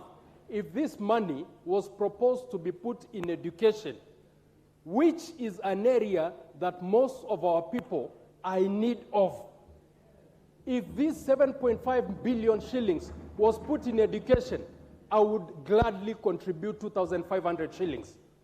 And Mr. Speaker, the impact that that money would have, 7.5 billion, if that money was given to 290 constituencies, which these members of parliament represent, each constituency will get over 25 million shillings a month. That is something that if was proposed, we would gladly support. Because, Mr. Speaker, our people need certain basic things, food being one of them. Honorable Speaker, the money that Kenyans contribute to NHIF, for example, the money that Kenyans contribute to NSSF, NHIF right now is broke. It cannot pay its expenses. NSSF, people are retiring and cannot be given their pension. You want to come and tell people who are already seeing misappropriation of money to continue contributing. Mr. Speaker, this is wrong. I see a lot of insensitivity in this government. I see a lot of cluelessness. And Mr. Speaker, let me say this. The unfortunate thing, when the UDA administration was campaigning, they appealed to the people who are desperate in this country. They appealed to the so-called hustlers. But, Mr. Speaker, the first opportunity that this government had to show that they really meant what they said, this is the first budget that they are bringing. This first opportunity that they have, they've squandered it. They've squandered it, Mr. Speaker, because the first thing that I would have wanted to see is how the loopholes of corruption will be sealed, how wastage will be sealed by this government. Mr. Speaker, if we cannot continue affording a budget of over 3 trillion shillings, what is wrong with us saying that this country can only finance 2.1 trillion shillings and not tax Kenyans to death? Mr. Speaker, I oppose. Thank you. Mishimbogo. Thank you, Honorable Speaker. Honorable Speaker, from the onset, I want to strongly oppose this finance bill.